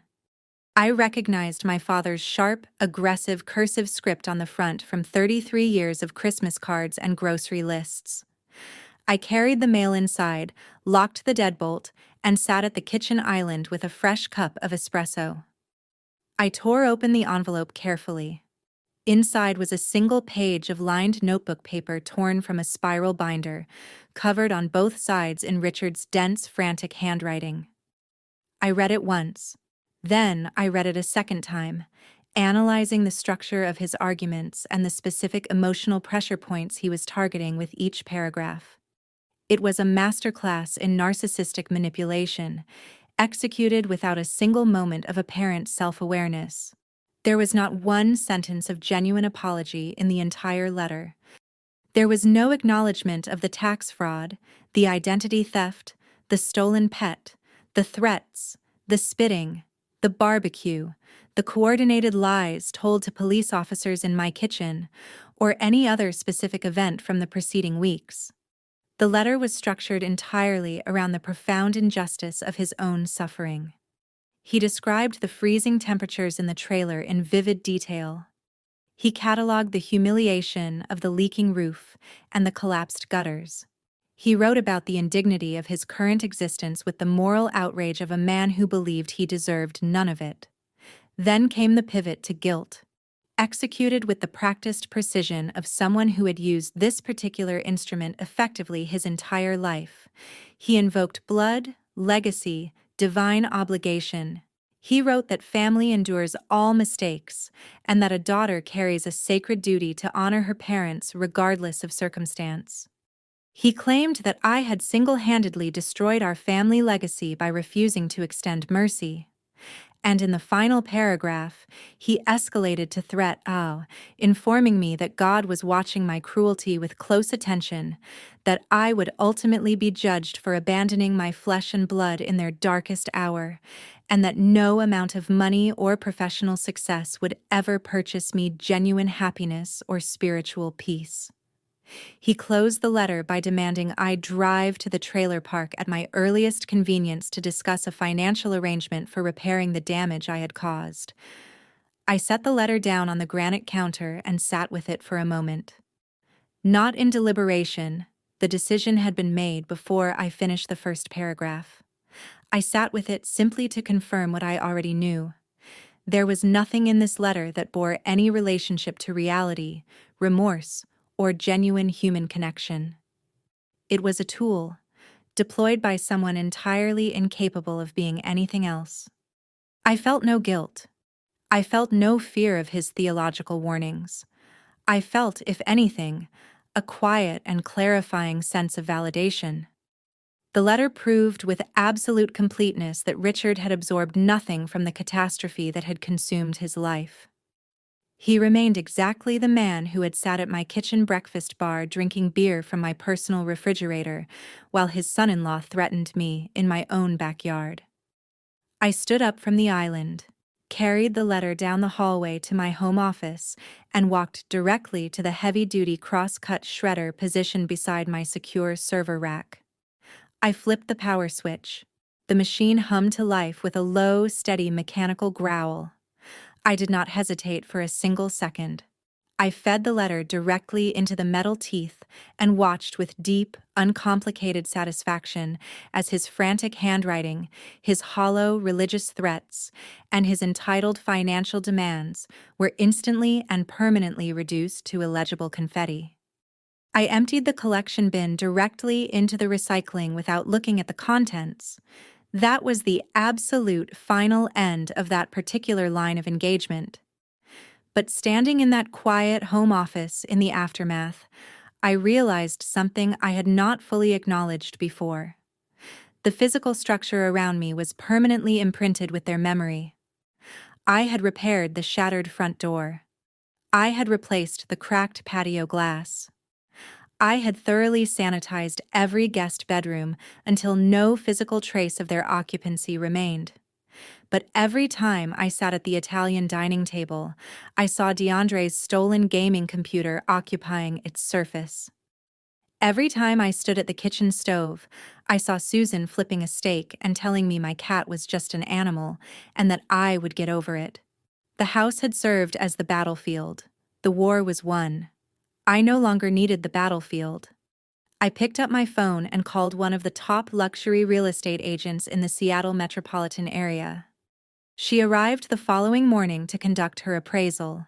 She was visibly and genuinely enthusiastic about the property, the condition of the home, the high-end smart security infrastructure I had installed throughout, the pristine landscaping, and the premium finishes I had chosen years earlier when I was building the sanctuary I deserved. I told her I wanted it listed immediately on an aggressive timeline. The market response was immediate and overwhelming. The listing went live Thursday afternoon.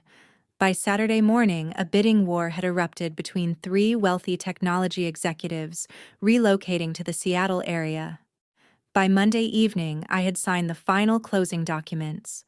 The house sold in exactly 4 days for $150,000 above the initial asking price, with the buyer waiving all contingencies and agreeing to a 2-week cash close. My financial ledger was not merely balanced, it was overflowing. The following 2 weeks moved with focused, purposeful momentum.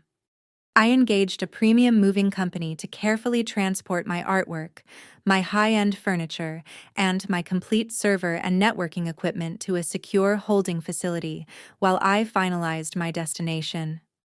I stood in the center of the bare foyer on the final morning, the house emptied and echoing around me, holding Apollo's sleek luxury travel carrier. He was settled comfortably inside on his heated velvet pad, watching me with his bright amber eyes with the patient attention of a creature entirely confident in my judgment. I slung my designer overnight bag over my shoulder. I had a substantial sum deposited safely in my accounts. I had an untouchable corporate career at the best title I had ever held. I was completely, cleanly, and permanently untethered from every toxic anchor of my past. I looked around the empty foyer one final time. I felt nothing except the clean, electric promise of absolute freedom. I turned the handle, opened the front door, and stepped out into the evening air. The transition from the quiet suburban house to a penthouse on the 35th floor of a high-security glass tower in downtown Seattle was precisely and exactly the fresh start I required. Combined with the substantial over-asking proceeds from the house sale and the significant salary increase accompanying my promotion to Senior Director of Forensic Auditing, I did not purchase a new place to live. I purchased a fortress of deliberate, intentional luxury. The building featured 24-hour concierge service, private elevator access requiring biometric fingerprint authentication, and a dedicated underground parking structure monitored by armed security personnel around the clock. It was a residence where nobody arrived unannounced, nobody occupied a spare room without explicit invitation, and nobody could take anything from me ever again. The interior was a masterpiece of modern design executed entirely according to my own preferences and no one else's. There were no compromised spaces, no guest rooms positioned for future hijacking by entitled relatives. The kitchen featured top-of-the-line appliances and imported marble countertops that made cooking a genuine pleasure rather than a negotiation over someone else's dietary preferences. I decorated the expansive living area in rich emerald greens and warm walnut wood tones, exactly the palette I had always wanted, without a single passing thought given to what my mother might say about my color choices. Far below the glass tower, several towns distant, the consequences of my family's extraordinary arrogance continued to play out in a very different register.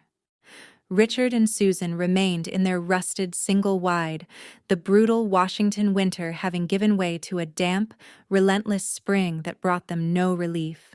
The roof continued to leak. They placed more buckets. The profound silence of their social isolation had gradually curdled into bitter, grinding mutual resentment. With no daughter left to use as a financial scapegoat or emotional punching bag, they had turned their accumulated venom entirely on each other. Susan screamed at Richard for allowing DeAndre to steal his identity and destroy their retirement savings. Richard screamed back, holding Susan responsible for decades of coddling Britney and creating the entitled, reckless woman who had ultimately engineered their downfall. They were imprisoned in a miserable, squalid echo chamber of their own construction, entirely forgotten by every branch of the extended family they had once counted on to serve their interests. DeAndre was experiencing his own version of appropriate consequence thousands of miles away inside a federal penitentiary. The man who had once declared himself the man of my house and predicted he would be a multimillionaire by year's end was now an anonymous inmate in a bright orange jumpsuit. The federal prison system had no interest whatsoever in his supposed entrepreneurial vision or his demands for respect. He woke at 5 o'clock every morning, ate institutional food from a plastic tray, and spent his days performing manual labor under the watchful eye of armed guards. He had zero access to a computer, let alone the cryptocurrency portfolios he had bragged about across my kitchen. His alleged digital wealth could not purchase him so much as an additional blanket in his freezing cell. The arrogant smirk had been thoroughly erased by the unforgiving reality of federal incarceration. And Britney was paying her debt to society in a high-visibility orange safety vest on the muddy shoulder of a busy interstate highway, 3 days a week, in all weather. She walked the same stretch of road with a sharp metal litter grabber, collecting fast food wrappers, shattered bottles, and debris thrown from passing vehicles. Her hands, once perfectly manicured and displayed to maximum effect in sponsored product videos, were now blistered and calloused from hours of gripping the heavy tool in cold, damp conditions. The exhaust fumes from freight trucks left a thin layer of grime on her skin that no amount of washing fully removed. There was no ring light. There was no audience leaving heart emojis. The only people who saw her were annoyed commuters accelerating past, entirely unaware that the woman in the safety vest picking up their discarded cups had once believed herself to be a digital celebrity with an audience of 200,000 people who adored her. Her perfectly curated world had been reduced, permanently and without possibility of appeal, to a plastic garbage bag and a federal felony conviction that would follow her for the remainder of her life. I did not think about them often. They had been moved from the active files of my daily consciousness into a closed archive, relevant only as a completed case study in the precise, reliable mechanics of consequence. On a morning some weeks after the final sentencing, I sat in my luminous penthouse living room with the floor-to-ceiling windows filling the space with clear morning light. The panoramic view of the Seattle skyline and the deep blue expanse of Puget Sound beyond it was genuinely, simply breathtaking. The kind of view that justifies waking up early just to witness it properly. I held a premium dark roast espresso in both hands and took a slow, deliberate sip, savoring the complex richness of it.